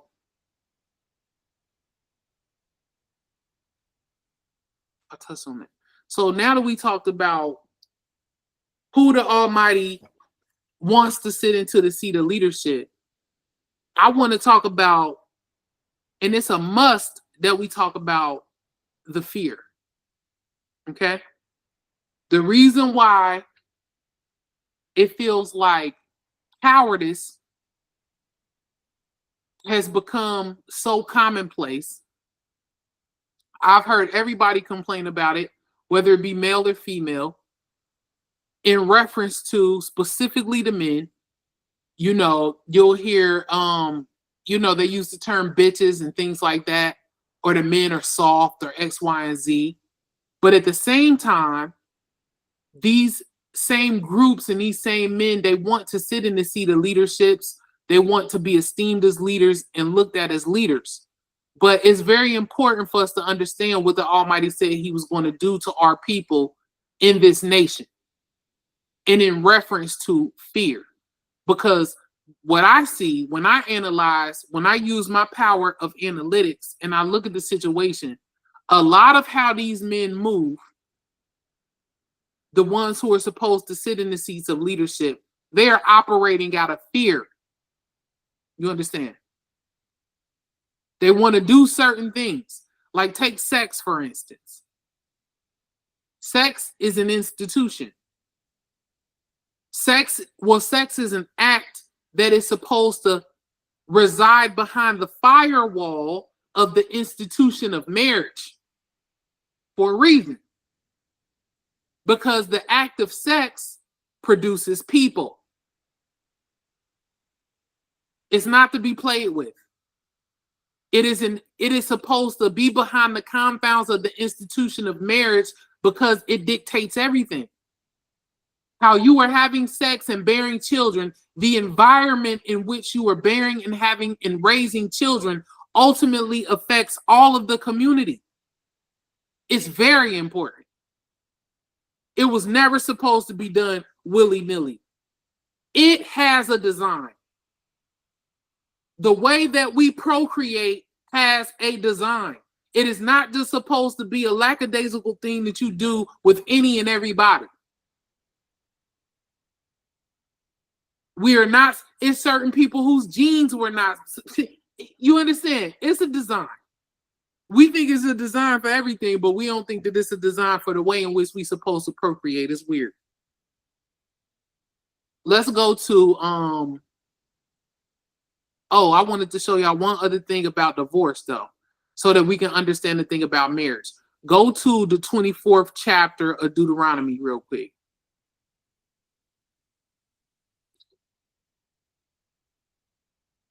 And when we was talking about how the Almighty put the children of Israel away.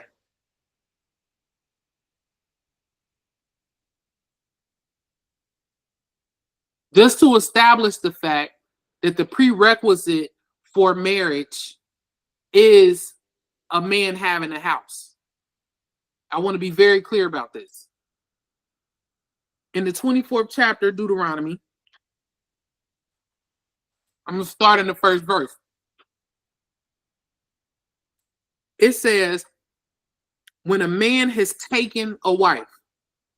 Now, when you look at the word wife, I think I put that in my definitions. I looked at the word wife in the concordance, and the word wife means woman, to take, to receive, to bring, to get.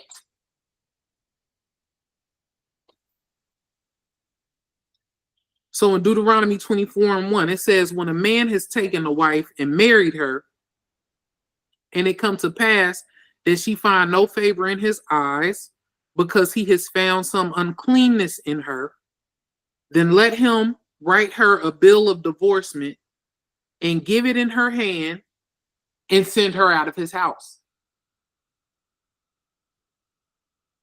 You understand? This is how you know. This is what makes you eligible for marriage. This is a prerequisite for marriage, because to get a woman, to get and to take a wife, you have to take her out of her father's house and bring her unto yourself. And you have to have somewhere to bring her. So that if you find some sort of uncleanness in her and you want to divorce her, you give her a bill of divorce and you send her out of your house. How does a man that doesn't have a house divorce? Somebody answer the question. What y'all think? The man, I'm sorry? He can if you don't have a house. According to the law, right? So let me read further. In verse 2, and when she is departed out of his house, she may go and be another man's wife. So if you are divorced and you divorce a man, you can go and be another man's wife. You can't never go back to your first husband, though. Verse 3. And if the latter, this is just to drive it home. If the latter husband hates her, if she marries again, if the latter husband hates her and write her a bill of divorcement and gives it in her hand and sends her out of his house, or if the latter husband died, which took her to be his wife, you understand? So if she leaves, if she divorces her first husband and she takes, and another man takes her to wife, that man brings her into his house. I'm just trying to establish the fact, what are y'all out here doing with these ninjas? If you were dealing with a man sexually in a relationship and he doesn't have his own everything to where he can come and get you and bring you unto himself, like we saw the Almighty do to the children of Israel, y'all are playing games. Y'all are delusional. You are setting yourself up for disappointment, failure. You are trying to destroy something. You're trying to destroy your life or trying to destroy the life of the offspring y'all create together because you are going against the design. You are operating against the design. Things are not going to function properly if you deviate from the design. If your car tells you that you were supposed to put premium gas in it and you decide to put 89 in it, it's going to work for a period of time. You're going to be driving your car like, oh, I can put 89 in it. But the car was not designed to operate off of 89. It was designed to operate off of 93. So as you continue to drive this car on 89, at first it's going to be cool. Then you're going to start hearing some sounds. Then you're going to start seeing some lights. Then some sensors and shit going to start messing up. Because you went against the design. You went against how the car is designed. You are not doing the proper things for the car to operate functionally for a long period of time if you go against the design. And if you get a man as a woman and bring him into your house, it might start off good. Then you're going to start hearing sounds. Then lights is going to start coming on. Then shit start breaking down. Then shit start costing you money. Then things start getting destroyed to where you can't fix it. I'm telling you, the Almighty done put us on to gain. And the only way that you are arrogant, the only way that you are can be arrogant enough to think that the Almighty is wrong is if you don't fear the Creator. You're not paying attention. You're going to negate the Almighty's design to do things your way. And lo and behold, look what you're going to get. I'm telling you right now. I just wanted to point that out because I need for y'all to understand, because this speaks to the relationship and leadership in general.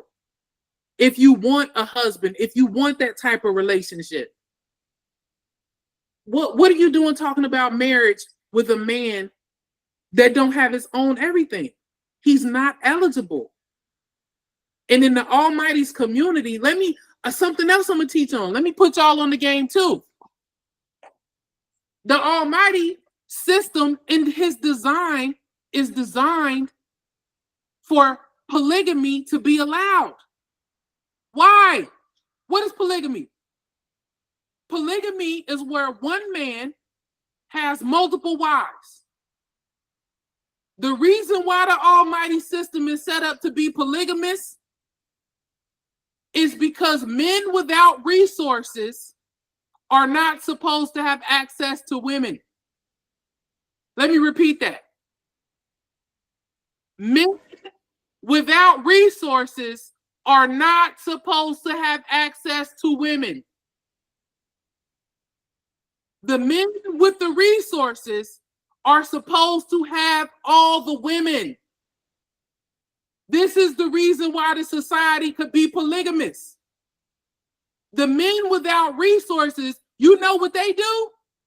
They sit on the side with nothing.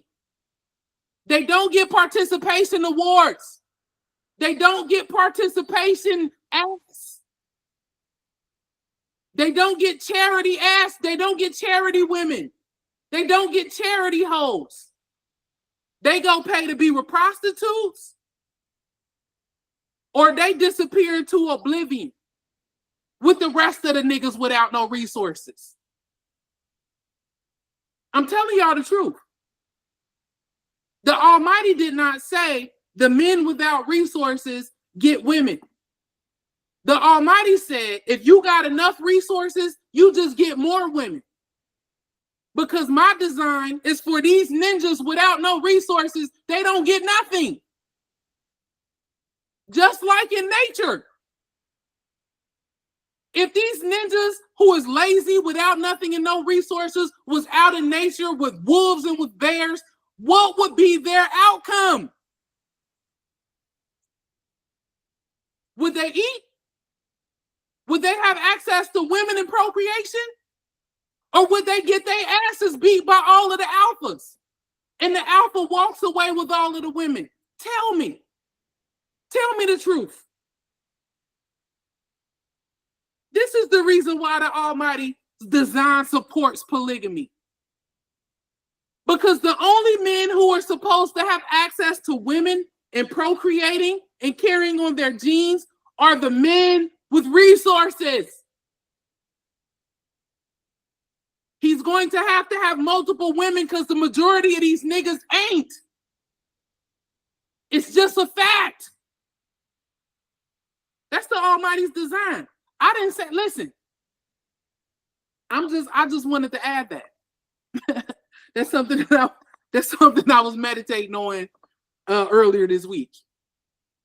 Like polygamy. Why? Oh, now I get it. And I just wanted to show y'all in the 24th chapter of Deuteronomy how a man having his own and bringing him unto you is the act of marriage. That is the marriage. That is the act of taking a wife. That's the reason why in the first verse it says, when a man has taken a wife, you can't move in with her and say you took a wife. You understand what I'm saying? You take a wife, you go and get her from her parents' house or where she is, and you bring her unto yourself. And that's the only way for you to have rulership and dominion over the space is for it to belong to you. You think that you're supposed to go 50-50 and half on a situation, and then you can hand her a bill of divorcement and send her away? You can only do that in something that belongs to you and you alone. Other than that, we have an equal partnership here. You can't send me nowhere. I paid for half this shit.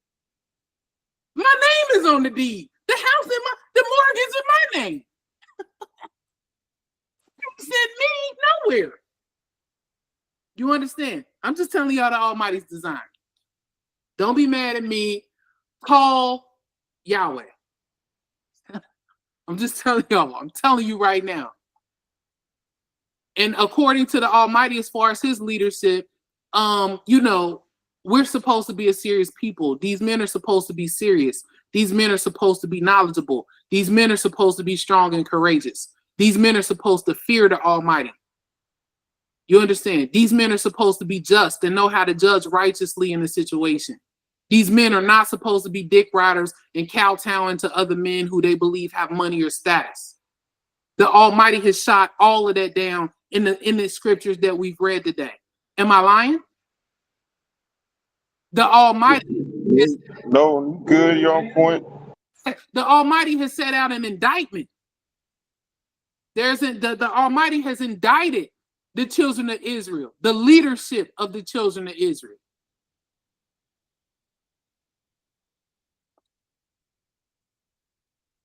And let me show you something else, because I never want y'all to think, because we're going to get into the fear. Well, I'm gonna wait because I'm gonna get on the women too. Don't get me wrong, because of course the women are a part of the conversation, but the women are not a part of the conversation the same way in which the men are. But the women are a part of the conversation, and we're going to get there. But first, let me deal with this fear thing. Let's go to the 28th chapter of Deuteronomy, because we overlook this and we don't understand how important that this is, especially in this current climate, in this current situation. We have to be honest about this. And the Almighty said that he wanted men of truth. We're supposed to be valiant for the truth upon the face of the earth. We have to be truthful about these facts. And in the 28th chapter of Deuteronomy, I'm going to start in verse 64.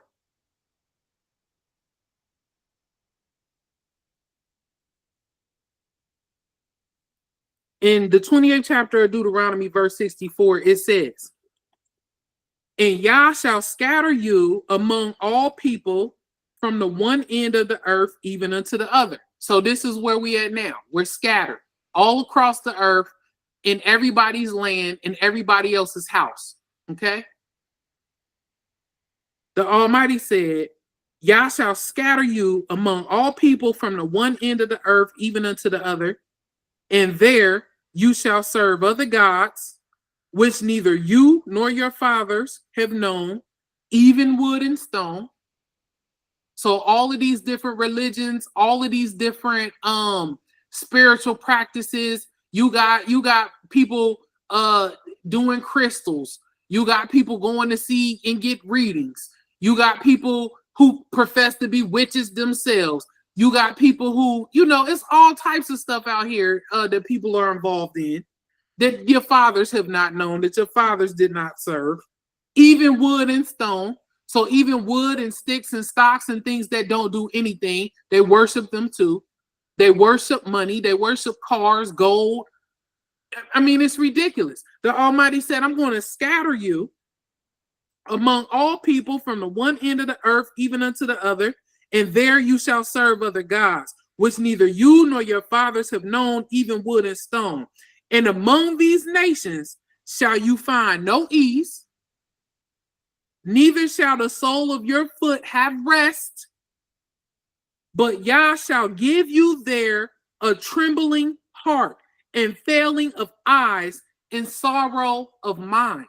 We have to get into this. There's a lot to unpack right here. There's a lot. So not only is you going to be over here worshiping sticks and stocks and all these randos and playing the harlot, you're not going to find any ease, and neither shall the sole of your foot have rest. How many of us feel like that? Is that true? Is the Almighty lying? Think about us as a nation of people, and I don't care who you are. I don't care how much money you got. It don't even matter. I just think about black people who we esteem as rich and famous and da da da da da da da. It don't matter. They going through the full gambit right now. Look at Bill Cosby. Look at Oprah Winfrey. Look at Jay-Z. Look at Diddy. Look at any of these ninjas. Any of these people who don't fear the Creator. They got money and everything. You think the sole of their feet have rest just because they're rich? They don't have no rest. They don't have no solace. Their mental health is just as screwed as all of ours. These people, as far as our mental health goes, our mental sickness goes, these people are enemies, the peoples whose house we live in, because we live in our enemy's house. We live in the house with some people who hate our guts. And they hate our guts so bad, they invest billions and trillions of dollars into our mental sickness. Us being sick mentally is something that they invest billions and trillions of dollars into sustaining. Their economy is based on us being mentally ill. Their economy is based on us being tricked into buying, consuming, behaving against our better interests. They're invested in this. Y'all do know that, right? Your enemies have invested into you being mentally ill. Look what the Creator is saying. Verse 65. Among these nations shalt you have no ease. I don't care how much money you got. You're not going to have any ease. Neither shall the sole of your foot have rest. And when we talk about ease, look at everything that's going on in the climate of this country. I don't care who you are. I don't care how much money you have. You are at the mercy of what these crackers is doing. You're at the mercy of whatever the powers that be have going on, and wherever they going, you're going to be affected. That's facts. That's facts.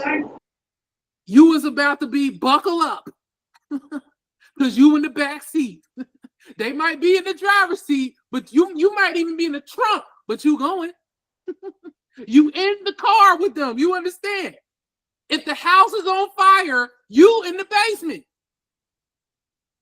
Period.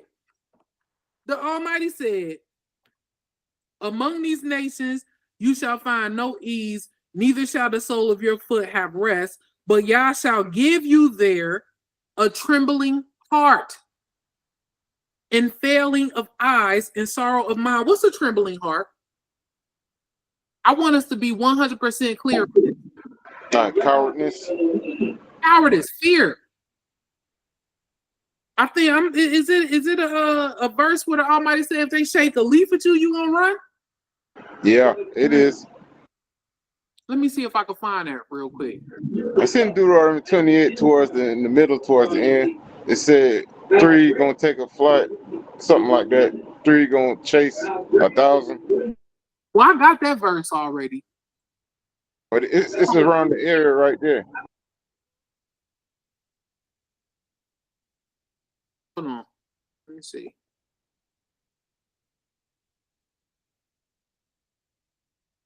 No. What I'm looking for, let me show you this, because we coming back here to Deuteronomy. Go to the All right. Go to the 26th chapter of Leviticus.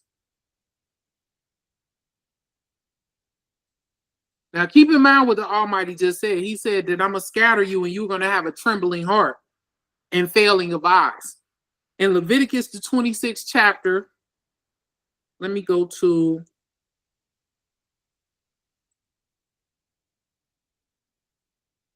I'm gonna start reading in 35. No, well, I do want to read 35 though. It's not as long as it lies desolate. No, I'm gonna start reading in 34. In Leviticus 26 and 34, it says, then shall the land enjoy her Sabbaths. Hold on. No, 33. The whole chapter, but I'm trying to give y'all context. In verse 33, it says, I will scatter you among the heathen and will draw out a sword after you, and your land shall be desolate and your cities waste. Then shall the land enjoy her Sabbaths as long as it lies desolate and you be in your enemy's land. Even then shall the land rest and enjoy her Sabbaths. So the Almighty is telling the children of Israel, first and foremost, if I kick y'all out of y'all land and y'all in y'all enemy's land, then your land will have rest and can enjoy her Sabbaths. The earth itself being once again a her, a she. Remember, I just pointed out to y'all earlier on who the children of Israel are as a nation. The children of Israel as a nation is a she. The children of Israel as a nation is a woman, a female, is a feminine. I told you the most important characters in this book are all females. The children of Israel, but the most important life in the whole entire book is the life of the earth itself. Nothing can survive without the life of the earth. The earth is a she. One of the most important characters in the book, the earth is a she, is being established here. Her. If y'all in the land of y'all enemies, then the earth can enjoy her Sabbaths. Let me read 34 again. Then shall the land enjoy her Sabbaths as long as it lies desolate and you be in your enemy's land. Even then shall the land rest and enjoy her Sabbaths.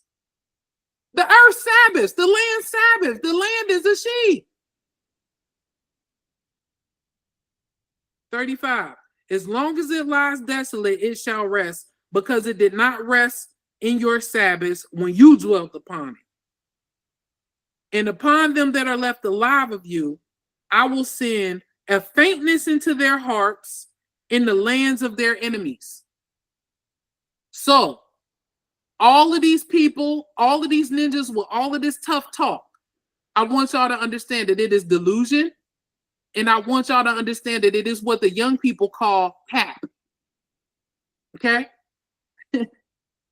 The young people call all of this tough talk and all of this vitriol cap. When you look into our communities and you see all of these black men, you see them preying on one another, killing one another. You see them preying on their women. You see them preying on their children. You see them sexually assaulting the women, the children. You see them murdering and committing femicide and murdering up their women and their wives and their children. You see them pulling out guns and shooting each other over chicken wings. It's because they're cowards. It's because they are afraid to approach their real enemy. It is because they don't want no smoke and no confrontation with their actual enemies. So they build up all of that testosterone and that aggression and turn it in on themselves and on their women and on their children, because they're cowards, because they're scared of the people who hold the real power, the people who really got their foot on their necks, when it ain't even them, it's really Yahweh.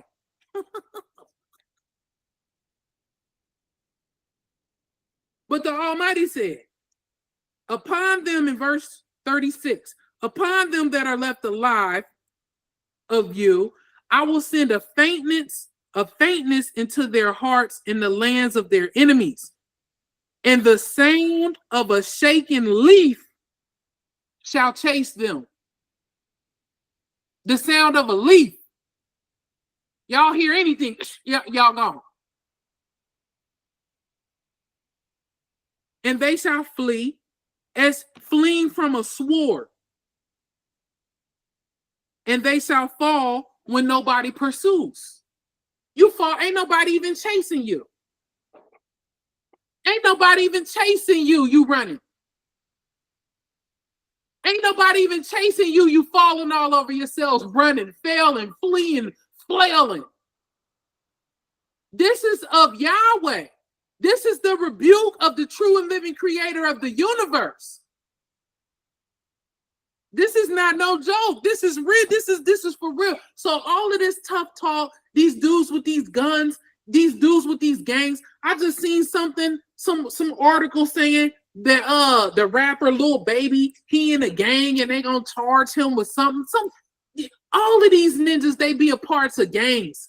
Lil Durk and all of this drill, and they get together and they terrorize their own communities, and they have guns and they shoot each other up and shoot up their neighborhoods and terrorize their neighborhoods, and old women and children, terrorize the women that they with, have sex with them, impregnate them, leave them with the babies, leave them, don't want to pay child support.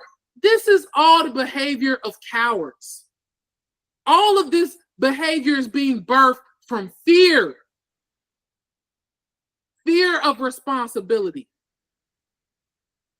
Fear of approaching their real enemy, their open enemy. Fear of failure. Fear of looking themselves truthfully and factually in the face and admitting the fact and taking accountability for their conquered and their failures in the eyesight of Yahweh. They have not risen to the occasion. And because they don't want to look at themselves and be truthful and be men of truth, they turn all of that aggression in. You feel me? They turn it on themselves. They turn it on you. They turn it on the communities. That's what's happening here. It's because they're cowards. It's because of the fear. And the Almighty said that he was going to do this to his people. He said, I'm going to scatter you in the land of your enemies, and I'm going to fill your heart with faintness, cowardice, trembling. And yeah, they talk a good game and they try to put up this show. But if you're paying attention and you pay attention to their speech and you pay attention to their behavior, it's clear to see these ninjas is scared to death. They scared to be fathers. They ain't scared to have sex now. They ain't scared to impregnate you. But the responsibility that comes with that,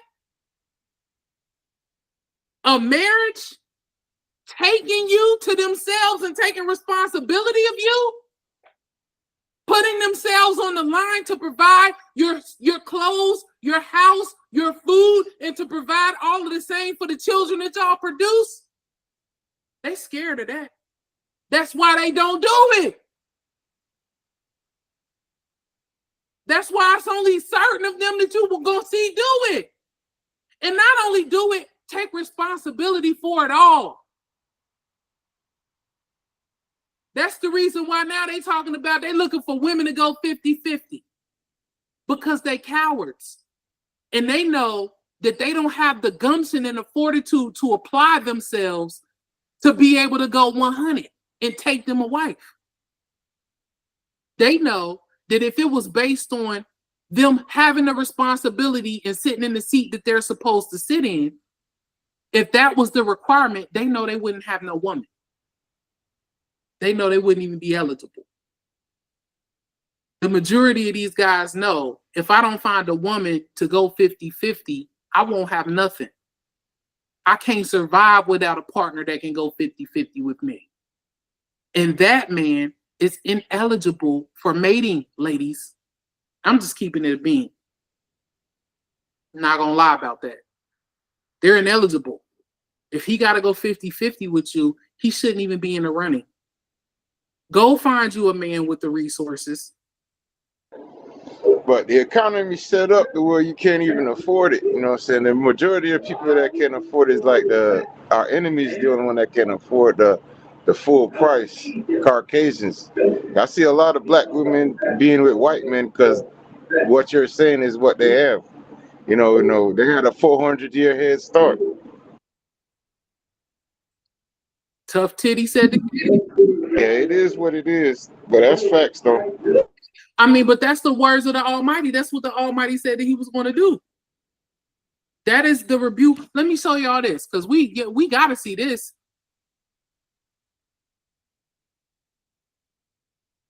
That's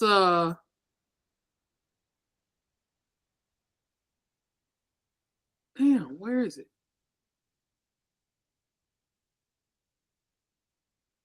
Talking about when he said jealous of your enemies. No, I'm talking about damn, I had the thought and I done lost it. Let me see if it's in my notes. Damn. No. Oh. Maybe it'll come back. Oh, praise y'all. Praise y'all. When he come back, you know, I'm with you here. We have to see that. Oh, that's what it is. Hold on, let's go here.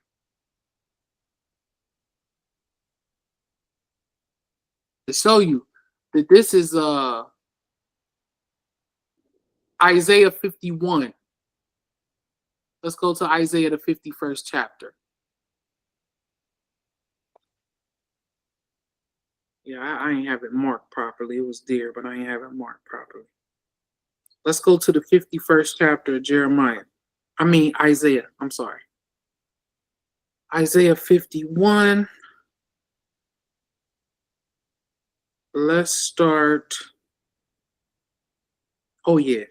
Isaiah 51, I'm going to start reading in verse 17.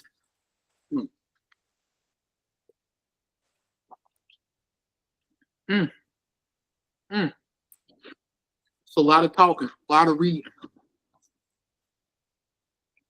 In the 51st chapter of Isaiah, I'm going to start reading in 17. And it says, Awake, awake, stand up, O Jerusalem, which is drunk at the hand of Yahweh, the cup of his fury. Because that's what we're drinking currently. We're drinking the cup of Yah's fury. Thou hast drunken the dregs of the cup of trembling and wrung them out. There is none to guide her among all the sons whom she has brought forth. Look at what the Almighty is saying. The nation is a woman. The Almighty said, out of all of the sons that she's bringing forth, there is none to guide her. None of these ninjas is leaders. Okay? Out of all of the sons that the children of Israel are bringing forth, there are none to guide her.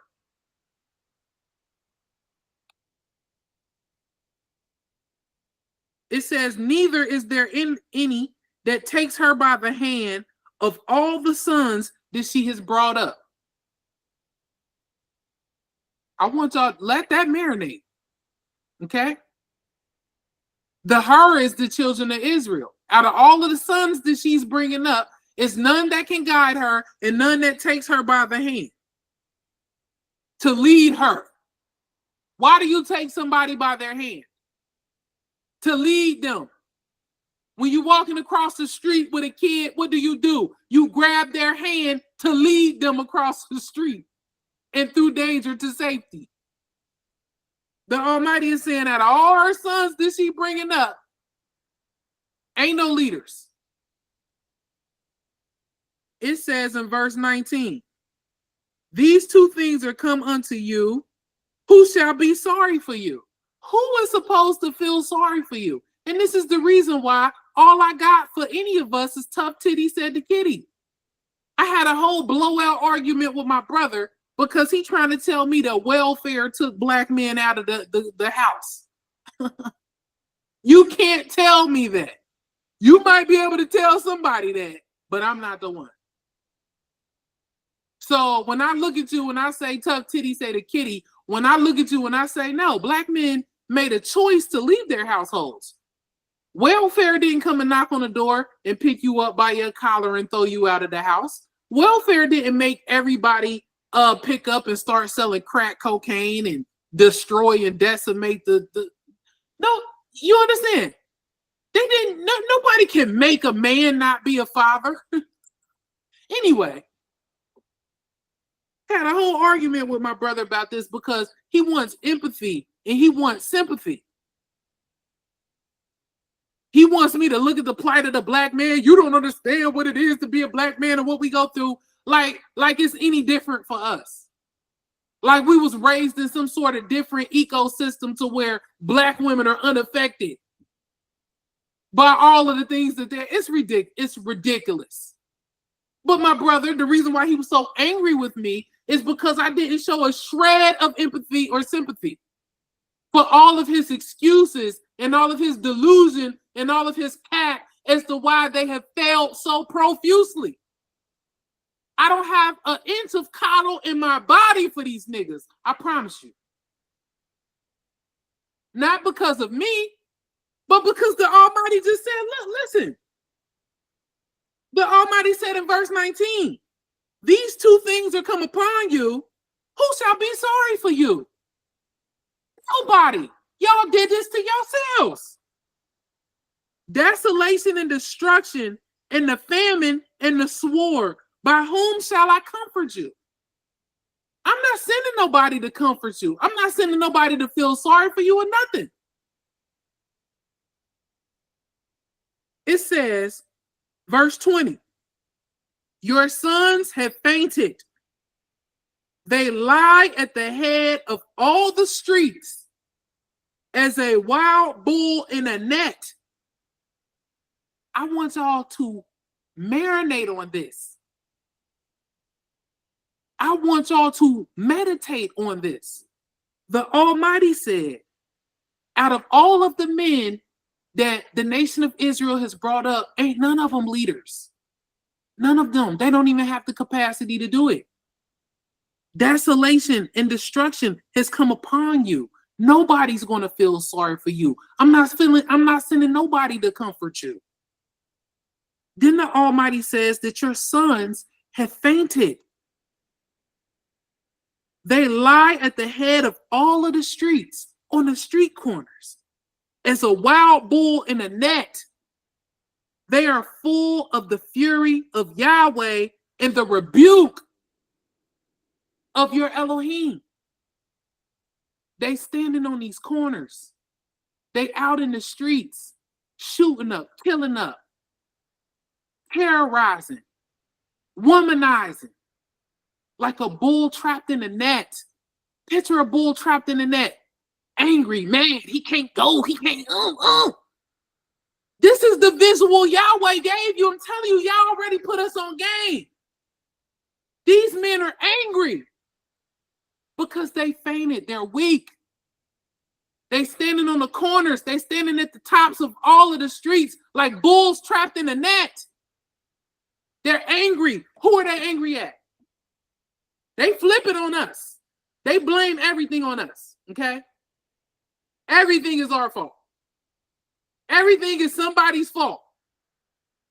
But if we're going to be truthful and we're going to adhere to what thus saith Yahweh, who they're really mad at, it says, your sons have fainted. They lie at the head of all the streets as a wild bull in a net. They are full of the fury of Yahweh and the rebuke of their Elohim. They are mad because they have been rebuked by Yahweh. This is who this is from. This grievous, putrid wound. This is why ain't nobody coming to help. This is why don't nobody feel sorry for you. This is why the sole of your foot can't find no rest. You don't have no ease. The Almighty has rebuked you. Yahweh did this to you. And you're angry. And you ain't going to take it out on your open enemy. You're going to look for the weakest link. You're going to turn on your wives and your girlfriends and blame them and terrorize them, coerce them and beg them to death to give you access to their bodies and their finances and their homes, impregnate them, show up uneducated, cowardly. This is the situation if we're being real. But we're looking for leaders. The Almighty said ain't none. The only way that it's going to be some is for us to change. You're going to have to elevate. You're going to have to vibrate higher if you want to be a leader. But for you to want to be a leader, that's going to require courage. For you to want to attain the courage to be that, you are going to have to acquire fear of the Almighty. You're going to have to put yourself into proper context and understand why it's important for you to humble yourself to the word of the Almighty and work as his servant. Get on your job. I told you we got mad jobs. Name them. We priests. We wives. We judges. We servants. Where y'all at? You understand? If you ain't trying to get on that type of time, then you are doing what the young people refer to as cap. That's all I'm saying. It's cap. And the women, they are out of their minds giving y'all access to them. Yes, I do understand, because they don't know. They haven't had any fathers to teach or show them either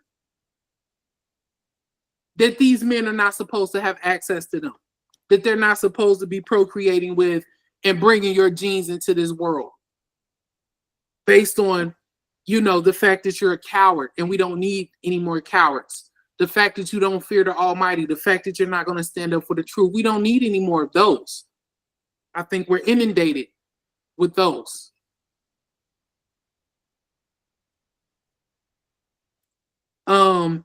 I'm going to read verse 20 again and I'll keep going. Your sons have fainted. They lie at the head of all the streets as a wild bull in a net. They are full of the fury of Yahweh, the rebuke of your Elohim, and don't ever forget it. That's what they're full of. The Almighty's anger and rebuke. That's what they saw it at. Therefore, Hear now this, thou afflicted and drunken, but not with wine. Thus saith Yahweh, the Yahweh, and your Elohim that please the cause of his people. Behold, I have taken out of your hand the cup of trembling, even the dregs of the cup of my fury. You shall no more drink it again. But I will put it into the hand of them that afflict you, which have said to your soul, bow down, that we may go over. And you have laid your body as the ground and as the street to them that went over you. So the Almighty is telling you he's going to reverse the situation for the children of Israel. And for, these men have laid their bodies down in the street for these people to go over. And the Almighty said, I'm going to take the cup of trembling out of your hand and the dregs of my fury out of your hand, and I'm going to give it to the people who have been afflicting you. But the reason why I'm pointing this out is so that we can understand that according to what thus saith Yah, according to what the creator of the universe is saying, these men are scared to death. Ain't no ifs, ands, or buts about it. They are holding the cup of trembling in their hands from Yah himself. They will run and they will flee at the shaking of a leaf. They will run when nobody is even chasing them. That is according to what thus saith Yahweh. So, us being the women and the people who birthed you, we have to understand this and we have to posture ourselves accordingly. This is important. It's crucial. So when we look around at all of the places where the men are absent, they're not just absent in their homes. They absent in business. They absent in the colleges. They absent in school. They absent on the workplace. They absent in corporations. They absent in movement. They're not absent at the club though. Listen, it don't take, and this is what I'm saying. It don't take no courage to go to the club. Make it so bad. The club is where they can go and mask and be manipulative and terrorize. At the club, they can front and pretend to be something that they are not. At the club, they can dress up in fancy clothes and put on fake, real-looking jewelry and throw money and get nice haircuts and edge ups and put on cologne so that they smell good, they look good. Facts. You understand? At the club, they can make themselves shiny. And for them 2-3 hours at the club, they can turn up to where women will look at them at this shiny thing and say, oh man, he's shining. But they just don't know that behind that veneer and behind that mask is nothing. They have nothing to offer you psychologically. If you have children with them, they have nothing to offer those babies psychologically. They can't train up kings and princes. They've never been trained as kings and princes and priests and servants of the Almighty. They don't have none of that. So my question to the women is, what are you doing with them? Unless you like being the bottom of the barrel too. Your desires as an individual, your desires for sex, your desires for companionship and compatibility does not trump the Almighty's design. All that you are going to do is ruin yourself and ruin the offspring that you're going to mess around and have. That's all that you're going to do is perpetuate this cycle of your sons being fainted at the corners of all of the streets like bulls trapped in a net. That's what Yahweh said. That's thus saith Yah. Those are not my words. Tell me I'm lying. If you pay attention, you can see it. Let me show y'all something else. I definitely wanted to show that verse. The bulls trapped. Hallelujah, hallelujah. You on point, hallelujah. I'm trying to figure out what I missed now. Oh man, you gotta get here on time. You gotta get here on time because you missed a lot. You gotta be here because it'd be mad important. You feel me? Right. We're talking about leadership and who the Almighty picks to be leaders and what are the qualities and qualifications of a real leader. Let's go to let me show y'all. So we just read part of it. Who the Almighty said that who the men in the leadership currently is, because I want us to be clear on this as well. This is very important.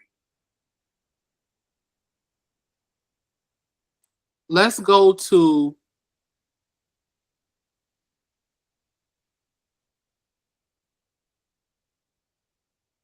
I don't need to beat that over the head. Let's go to Isaiah, the 3rd chapter.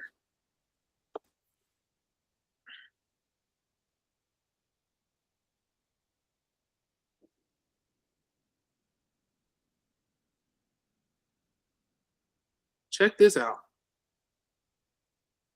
If y'all thought that it was a game. And see what we're looking at, the Almighty rebuking the men, the Almighty kicking Israel out of their land. What we're looking at is the Almighty's version of divorce. Okay?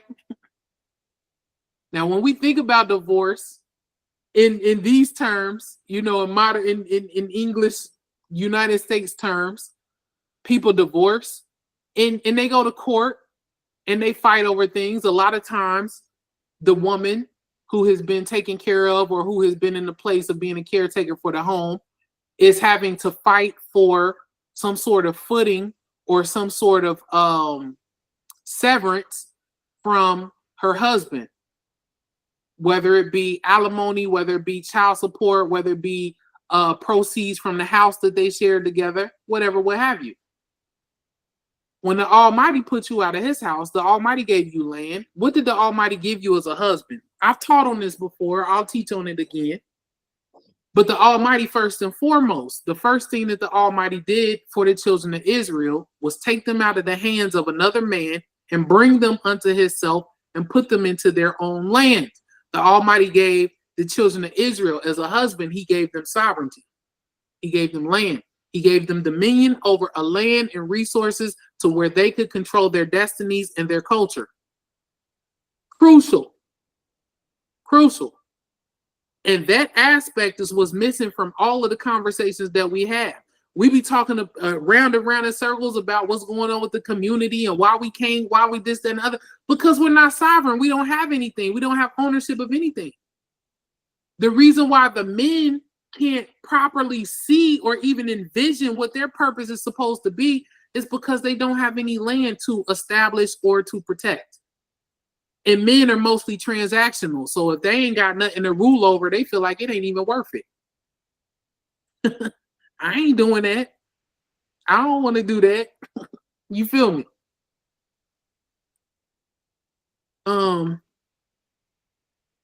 But check this out. The 3rd chapter of Isaiah. I lost my thought again, but in Isaiah chapter 3, I'm going to start reading in verse 1 so that we can understand what the Almighty has taken away from the children of Israel to equal this divorce. This is part of the divorce.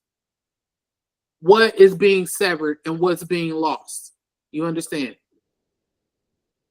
For behold, Yahweh of hosts does take away from Jerusalem and from Judah the stay and the staff, the whole stay of bread and the whole stay of water.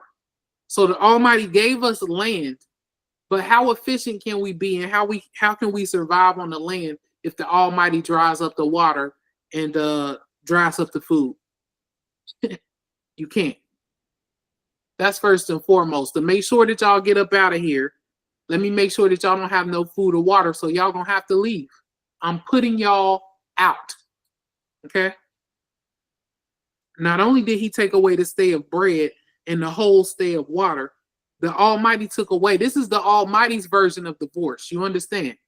When he divorced the children of Israel, he took away, verse 2, the mighty man, the man of war, the judge, the prophet, the prudent and the ancient, the captain of 50, the honorable man, the counselor, the cunning artificer, the eloquent orator. These quality of men with these skills and these temperaments and these characters, this is what the Almighty said he took away from the children of Israel. We around here looking for mighty men. The Almighty said he took them all. Y'all looking for brave, courageous men? Nah, son, I'm taking them. Y'all looking for men of war? Not men that are cowards that are going to prey on their own communities. Men that are actually going to take it to the open enemy. The men of war, oh yeah, I'm taking them. The Almighty took it away because the Almighty knows from a political, social standpoint, a socio-political standing, if you do not have these kind of men, you cannot survive as a civilization. You cannot survive as a nation. You have to have land, but on your land, you have to have mighty men. You have to have men of war. You got to have judges. You need a prophet. You need prudent men. You need the old and the ancient. You need captains of 50. You need honorable men. You need counselors. You need cunning artificers. You need orators. You need these things to be a nation and to be successful. And the Almighty knows that from a socio-political standpoint, and he took them all. That's the Almighty's version of divorce. I'm leaving you. You on your own. I'm scattering you. Get out of my house. Here's your bill of divorcement.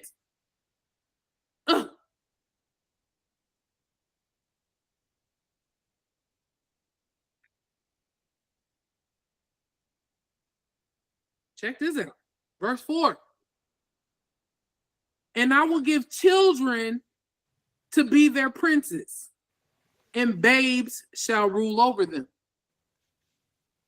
Children and babes. Not He threw him out the house back. Facts. And gave children to be your princes and babes to rule over you. And when I think about that, I think about the peoples whose house we currently live in. These people represent 8 to 10% of the global population. And they are very, very young. This civilization is very young. When you look at the time that these people have been in power, we're talking about 2,500 years, 2,000 years, 2,500, 2,800 years they've been in power. I think the first or second, I forget which dynasty. Hold on. Let me just put something in the context.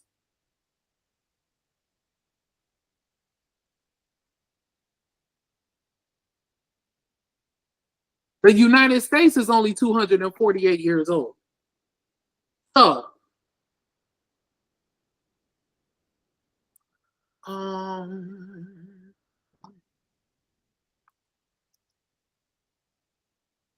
okay. Let me see. Egyptian dynasty combined.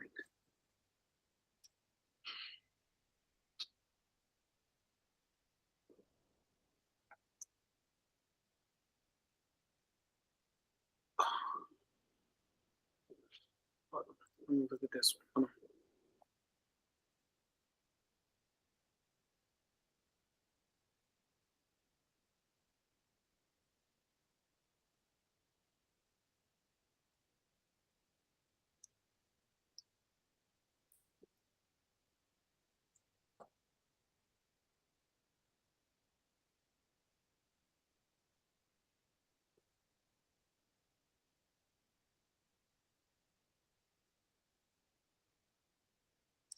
I'm trying to get the numbers to the collection of how long the Egyptian dynasties lasted. I forget what I was reading where they was dealing with maybe accumulation of almost 8,000 years. But I don't have the information. This ain't what I'm looking for.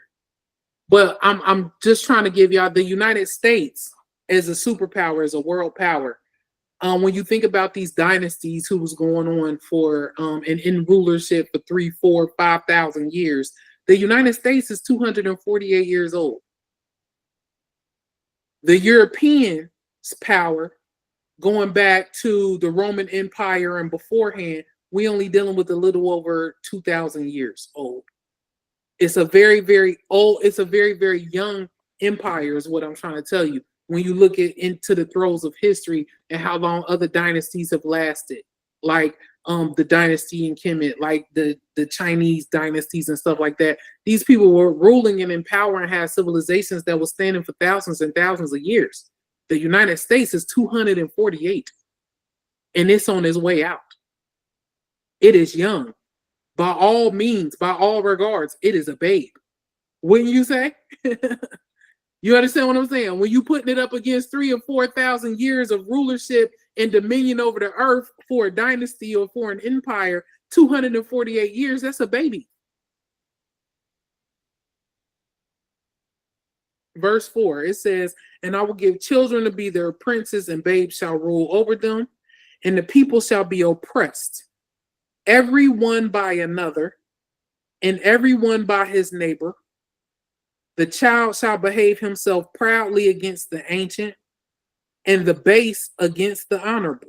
And that's a fact. Ain't no ifs, ands, or buts about that.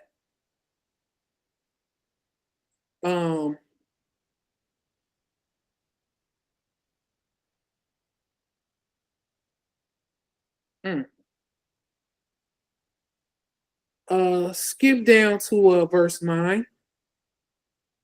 The show of their countenance does witness against them. And your countenance is basically the look on your face. So the show of the look on their face does witness against them. And they declare their sin as Sodom. They hide it not. The Almighty just told us in the verses we read earlier about how the children of Israel got a whore's forehead. She ain't even ashamed of what she doing. This is basically saying the same thing. The show of their countenance does witness against them, and they declare their sin as Sodom. They hide it not.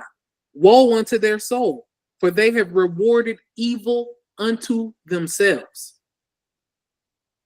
We have done this to them ourselves. The men have done this to themselves, and it's just time that we stop being delusional and trying to blame everything on everybody else, because it's no way for us to heal and for us to rise to the occasion if we keep looking at it in that context. It is a false context. It is not the truth. Nobody else did this to you but yourself and Yahweh. That's it. The white man, this, that, and the third, the Almighty has used the white man as a belt. Has used these people as a striping to punish you. But the actual doer of a thing is Yahweh, because Yahweh is who we have sinned against and who we have abandoned, who we have been adulterers to, and who we have played the harlot to. Verse 12. As for my people, children are their oppressors, and women rule over them. O my people, they which lead you cause you to err and destroy the ways of your paths. I mean, that's super duper straightforward. And when it says, I used to think, or it was given to me when it was taught to me by some man, when it says that women rule over them as if women can't sit in the proper seat of rulership, that's 100% false. And that can be proven in scripture. But the Almighty is talking about your oppressions, your oppressors. Children are their oppressors. And who rules over children? Women. Women have all of the say-so, and women have all of the rulership over children. You understand? In the household, that's who rules the children, right? That's who take care of the kids. That's who, children. Women do that. That's women's work, ruling over the kids. It's crazy. But I wanted us to see that as well, as far as who the men have become. And the Almighty said, y'all have rewarded this evil unto yourselves. Let's see here. And look at all of what the Almighty took away in the divorce. Ooh. let's go to as far as who the people are, to give you a snapshot and context to who the people are. Let's go to the first chapter of Isaiah. Go to 1. Sheesh.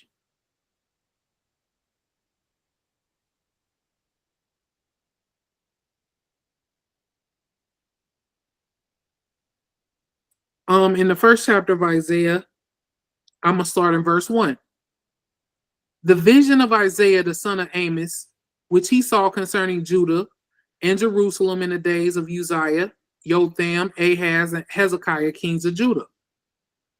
Hear, O heavens, and give ear, O earth, for Yah has spoken, and Yah has said, I have nourished and brought up children, and they have rebelled against me. The ox knows his owner, and the ass his master's crib, but Israel does not know, my people does not consider. And one thing that I take away from this is that what are two of who is esteemed to be two of the dumbest animals on the planet? The ox and the ass. The ox and the ass are esteemed to be two of the dumbest animals on the planet. This is the reason why the Almighty is giving them as an example. Even though the ox and the ass are two of the dumbest animals on the planet, even they know their owner, and even they know the master's crib. It says the ox knows his owner. As dumb as he is, even he know who own him. And the ass, as dumb as he is, even he knows his master's crib. But Israel does not know, my people does not consider. You got to love the Almighty. You can't say he ain't got bars. You can't say that he don't give examples that just make you be like, wow. I mean, he breaks it down. Bars. I mean, he gonna break it down, to where if you sit and meditate with it, it gets even deeper. Like, wow. Them is two of the dumbest animals on the earth. They're also, so what you saying? The ox and the ass is smarter than we are? Apparently so. Apparently so. According to the words of Yahweh. The Almighty said, my people does not consider. A sinful nation, a people laden with iniquity, a seed of evildoers, children that are corrupters. They have forsaken Yahweh. They have provoked the Holy One of Israel unto anger. They are gone away backwards. This is saying a lot. It's a lot to unpack here. But I want to point out the seed of evildoers. Why is the seed of evildoers relevant? The seed of evildoers is relevant because of the second commandment. The Almighty said he visits the iniquity of the children, the iniquity of the fathers upon the children unto the third and fourth generation. So if evildoers are having children, if evildoers are having seeds, the Almighty is going to visit the iniquity of the fathers upon them. This is about to have ripple effects for generations. Having these seeds of these evildoers.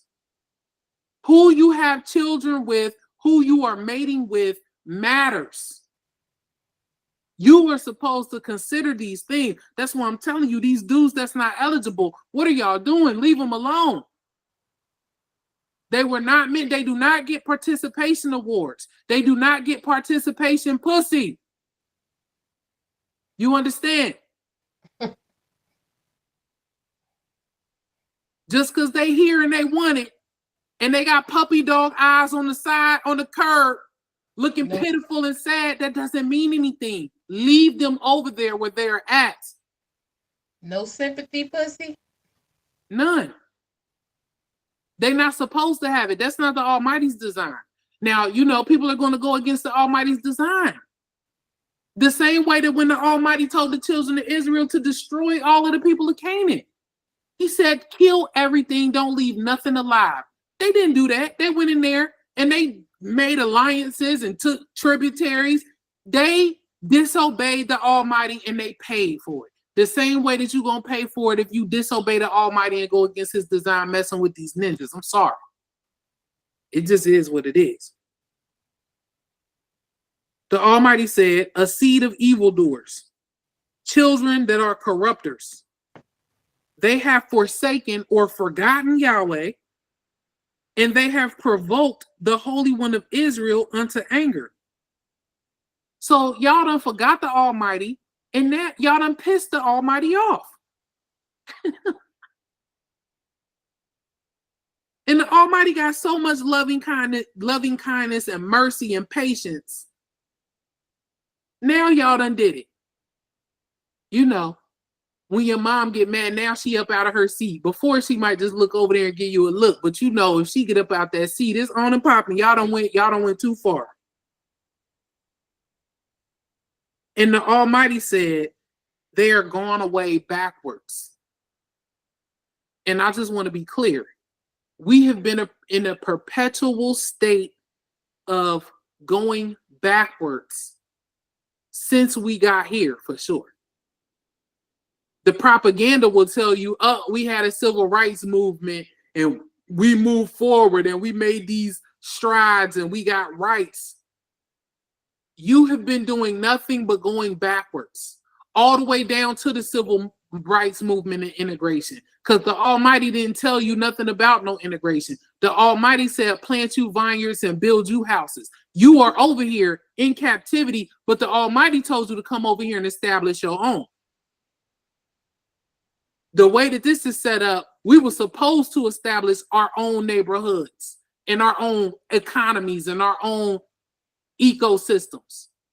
Yeah, our enemies came and destroyed a lot of them, but still, it was the Almighty's commandment for you to go into captivity and build houses and plant vineyards.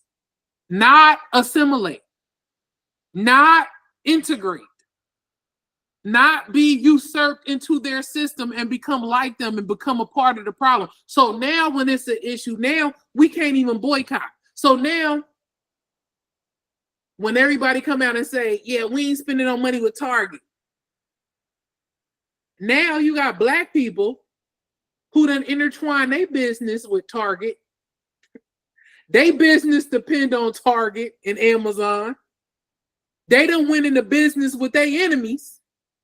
So now when we got an issue with our enemies and we want to separate ourselves and prove a point, you got black people crying, talk about, well, if you don't go to Target, my stuff gonna be messed up. Yeah, nigga. Tough titty said to titty. Get out. You understand? It's crazy. We are sick. I told you these people are dependent upon our mental illness.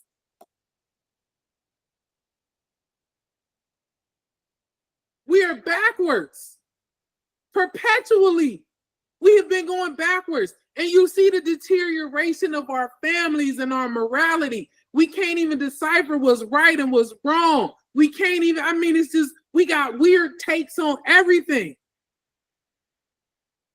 We don't know how to look at nothing. We've lost the ability to judge. We are ass backward people. That's according to Yahweh. What thus saith Yah. Verse 5. Why should you be stricken anymore? You will revolt more and more. The whole head is sick and the whole heart is faint, which is what I told you. The Almighty said your whole head is sick. Sick. This is the word that the Almighty used. The Almighty told the children of Israel, y'all are sick. Y'all are sick. We are. The whole head. Your whole head is sick. And your whole heart is cowardly or faint. Y'all are some sick cowards. Is that what the Almighty is saying here? Verse 6.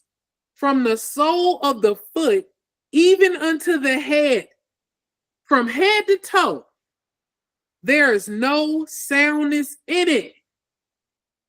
Just wounds and bruises and putrefying sores. Trauma. Post-traumatic slave syndrome. Codependencies. They have not been closed, neither bound up, neither mollified with ointment. So all of the trauma that we've suffered over here, all of the wounds, all of the things that are affecting us epigenetically. It ain't no counselor. We ain't been to no therapy. We just ride. We just going. Ain't nothing been healed. None of the cuts and bruises have been stitched up. They just open and putrefying. That's according to the Almighty. Verse 7, your country is desolate, your cities are burned with fire, your land, strangers devour it in your presence, and it is desolate, is overthrown by strangers. And just imagine how devastating that this is for a group of people. See, we're so removed from sovereignty now that none of this stuff sounds like a big deal.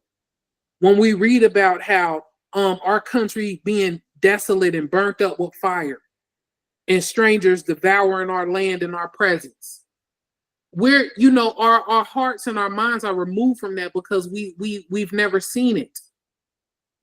And we don't understand, like, when you see white people and how they turn up and how they behave, like a January 6th, or even what they're doing right now, whatever it is, we can actually look out and see that these people, as wicked as they are, one thing you can't say about them is that they ain't about that action, because they about that action.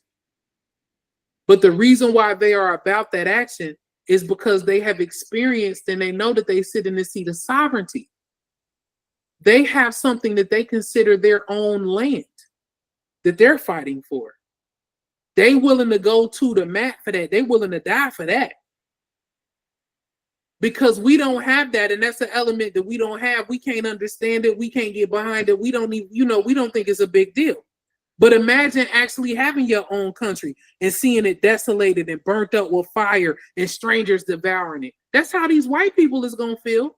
That's how they've been feeling. That's why they going so hard on these immigrants and stuff. That's why they always talking about an immigrant. How y'all got a job and I don't? Y'all just over here, y'all are straight.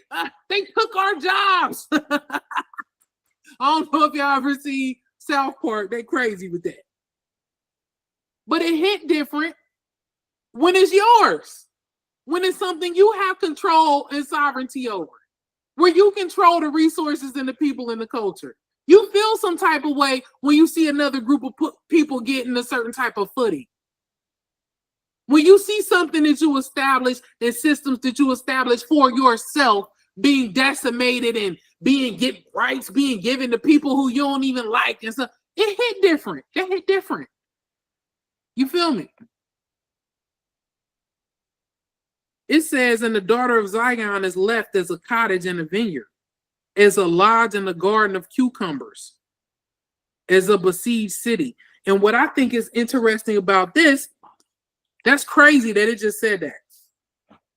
It says, the daughter of Zion is left as a cottage in a vineyard, as a lodge in a garden of cucumbers, as a besieged city. Why is the Almighty saying in a garden of cucumbers?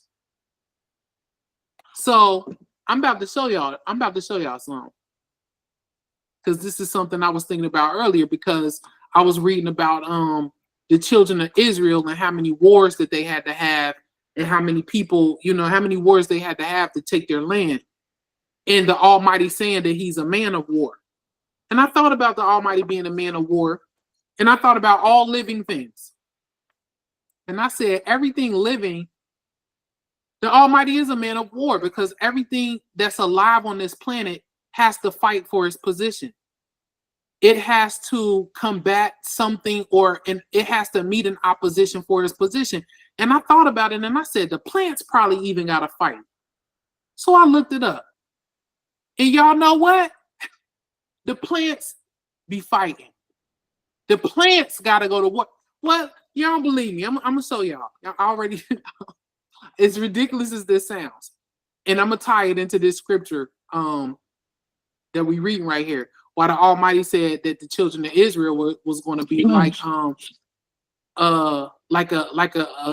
abandoned cottage in a what did it say? A lodge in a garden of cucumbers. Hold on, let me share my screen. Y'all check this out. I want y'all to hear this.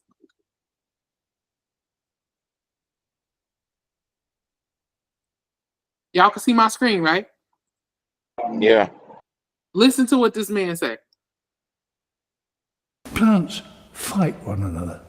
Plants strangle one another. And you can actually see that happening. You suddenly see a plant putting out a tendril. Now you know it can't actually see, so you can see it trying to find its victim. And when it does touch the victim, it wraps it around quickly and strangles it. You know, it's pretty tough stuff.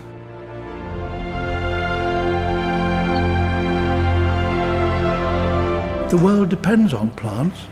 Every breath of. So hold on, I was gonna play that whole clip. It's not that long, but I want to get back to this verse. Hold on, let me stop sharing. The reason why I play that, you see that man said that plants fight one another. Plants got multiple ways that they fight one another. But what really stood out for me is because I've had a garden. And in my garden, one plant that I was absolutely taken aback by was my cucumber plants, which is why it's crazy that the Almighty is saying that the daughter of Zion is left as a cottage in a vineyard, as a lodge in the garden of cucumbers. Because cucumbers, for me, that is an aggressive plant. Okay? And on that video where he was just showing you a plant's tendrils, they call them tendrils. So for one, a cucumber plant got big, the leaves are very large, and the cucumber has tendrils that grab on this stuff and coil real tight. It'll grab your other plants. It'll grab. Let me see if I can find a pit, because I came out there and I'm like, this cucumber plant is over here grabbing my tomato plant all crazy, like it was. That's why I'm like, wow, the Almighty. So imagine a cottage being left in a lodge of a garden of cucumbers. The cucumber plant is a vine, so the vine is going to crawl up the cottage. It's going to overtake it aggressively. You're not even going to be able. Listen, I'm telling you, a cottage in a field of cucumbers, it's a wrap. Let me see if I can find I want y'all to see a picture of how tightly these cucumber tendrils, a cucumber plant is something else. It's very aggressive. That's why I'm like, wow. The Almighty said, wow. Yeah, let me see if I can pull that up. Okay.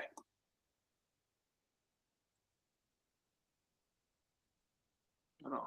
Let me open it. It had the tomato plant and the pepper plant. Listen, it had whatever was next to it. It had the green beans. The green beans. It had everybody choked up. Can you believe that the Almighty just used that as an example, though? No. She done seen it, so she know. You feel me? And it wasn't no pulling it apart. You had to cut it. Listen, hold on. I'm about to show y'all. Can y'all see my screen?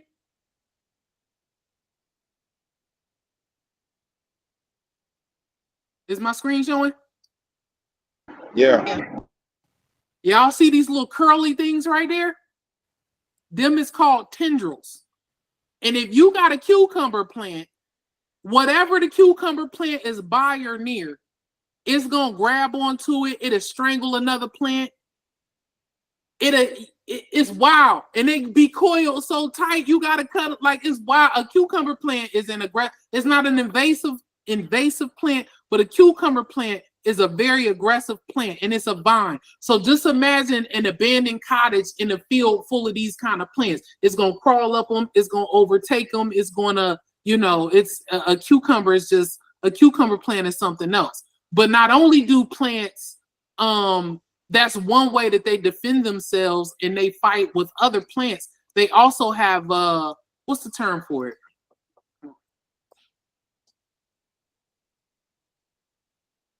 Oh.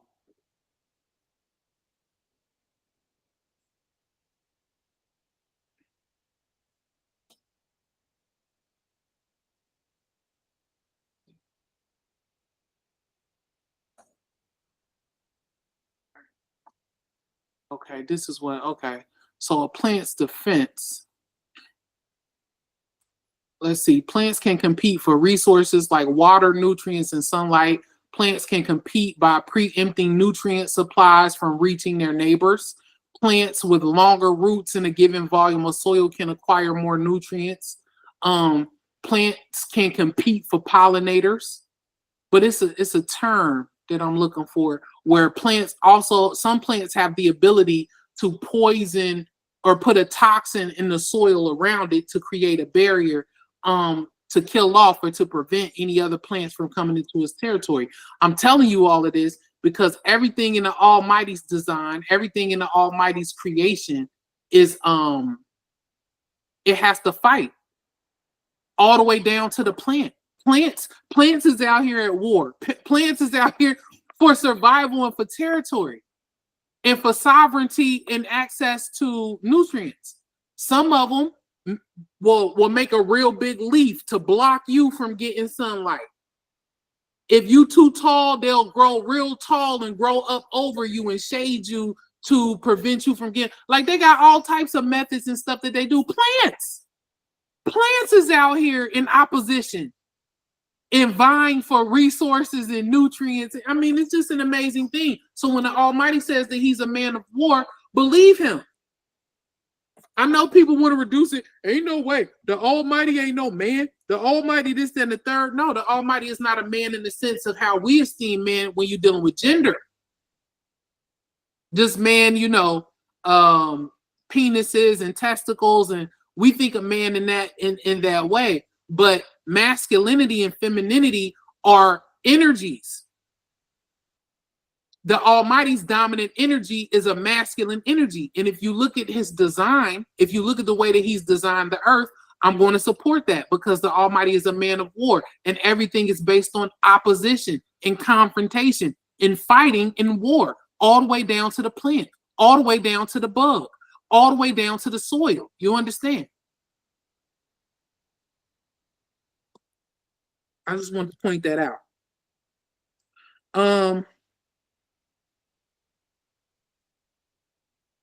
Wow, the daughter, verse 8, this is Isaiah 1. The daughter of Zion is left as a cottage in a vineyard, as a lodge in a garden of cucumbers, as a besieged city. That is, I can't believe that he used cucumbers as an example for that. That's crazy. Move down to, I'm only gonna do a couple more. I'm gonna do like 2 or 3 more verses, and then I'm gonna wrap up because it's late. Let's go down to verse 22 because I need y'all to understand the condition of the people and the condition of the men specifically. These are the Almighty's indictments on the people and on the men. I'm gonna start reading in verse 21, the same chapter. No, verse 20. The whole verse, but I mean the whole chapter. But in verse 20 it says, "But if you refuse and rebel, you shall be devoured with the sword, for the mouth of Yah has spoken it," which is what has happened to us as a people. We've been devoured by the Almighty's sword. And it says, "How has the faithful city become a harlot? It was full of judgment, and righteousness was lodged in it, but now murderers." The faithful city then became a harlot and a whore.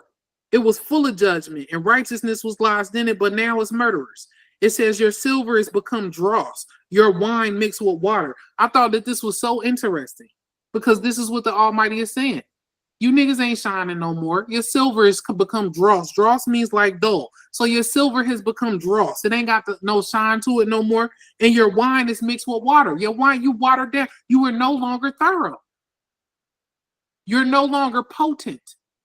You're no longer thorough. Your wine is mixed with water. Your silver don't shine no more. You played yourself. You feel me?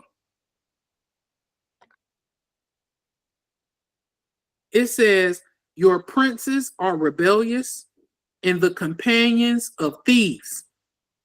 Everyone loves gifts and follows after rewards. They judge not the fatherless, neither does the cause of the widow come unto them. Therefore saith Yahweh, of hosts, the mighty one of Israel. I will ease me of my adversaries and avenge me of my enemies. The Almighty said that our princes, your young men that have fainted at the tops of all of the streets, they're rebellious and they're companions of thieves. And everybody loves gifts and follows after rewards. They're not leaders. They're not the leaders that the Almighty is looking for. They're not leaders. They're companions of thieves. And just think about that, being a companion of thieves. How many people are willing to do that? I'm not trying to be a companion of no thief. If I know that you're a thief and I know that you're a certain character of a person, we are not about to be friends. We're not about to hang out. We're not about to be in my house. I'm sorry. I done went through that with some people. I'm looking at their character. You do something crazy and wild. I found out you stealing from people. You scamming people. I'm not about to be no companion of nobody who does that. What does that say about me? Am I on my job? If I keep these type of people around me, am I on my job? The Almighty said he is going to be glorified through us. You think that we supposed to be the companions of thieves? We supposed to be hanging out with them. Like, oh, you got somebody credit card? Get me some chicken. Yeah, no, I'm straight. I'm boosting. You want a purse? Nigga, no, I don't want nothing. I don't want you over here near me. You're a thief. You're murderers in the heart. You feel me? But that level of integrity, it takes courage. It takes discipline within yourself. And we just have to be serious about it. We got to be serious about it. And we have to be honest about who we really are. Especially the men. I'm going to read one more verse and I'm going to let y'all go because I know this is just getting crazy now. I want to just touch on the women just a little bit because I don't want the men that might watch this in the future to think that I'm just harping on the men because the women get it too, but the women the women don't have the responsibility that you have. The onus has been put on you as the fathers and as the leaders of the community. Let's go to Isaiah 3. Go back to Isaiah 3. And I was going to read some other stuff, but I'm going to go all the way to the bottom to get straight to the point.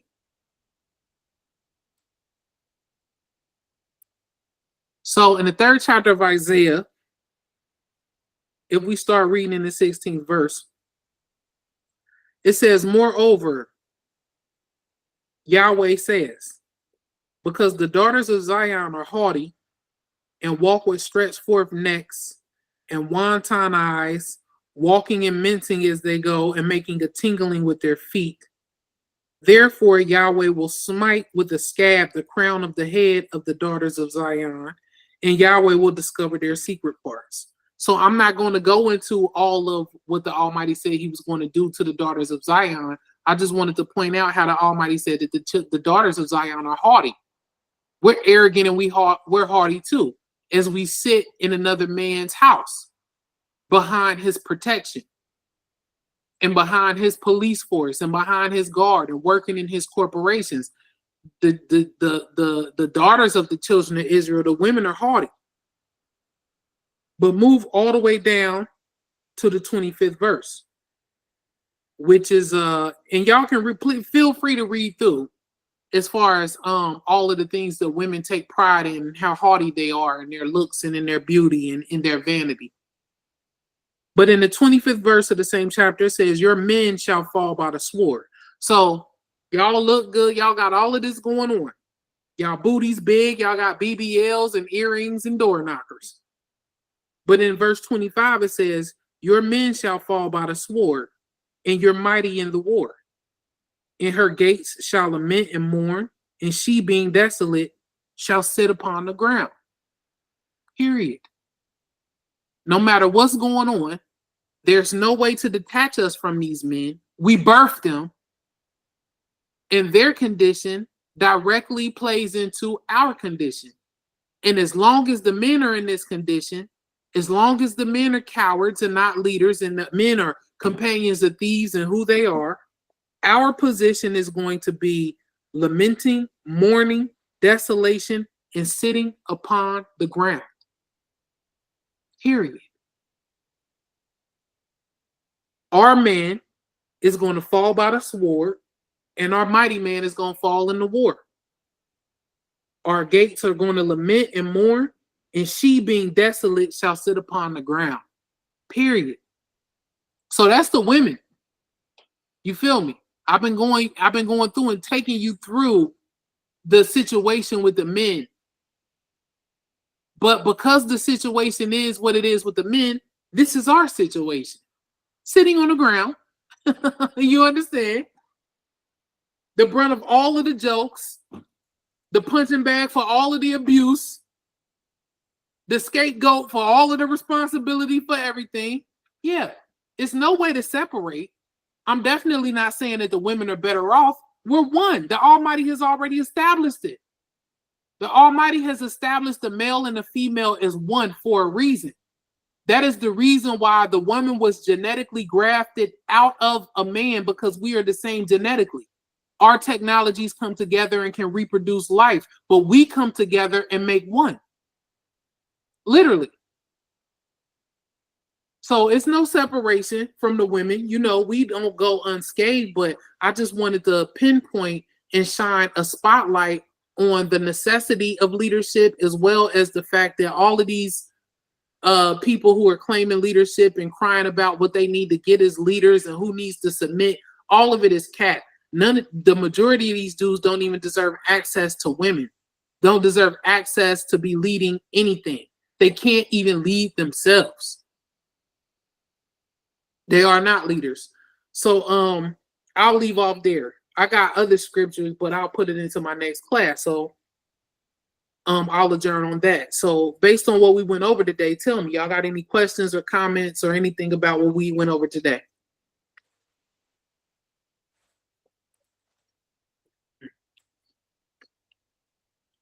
Oh, my mouth's so dry.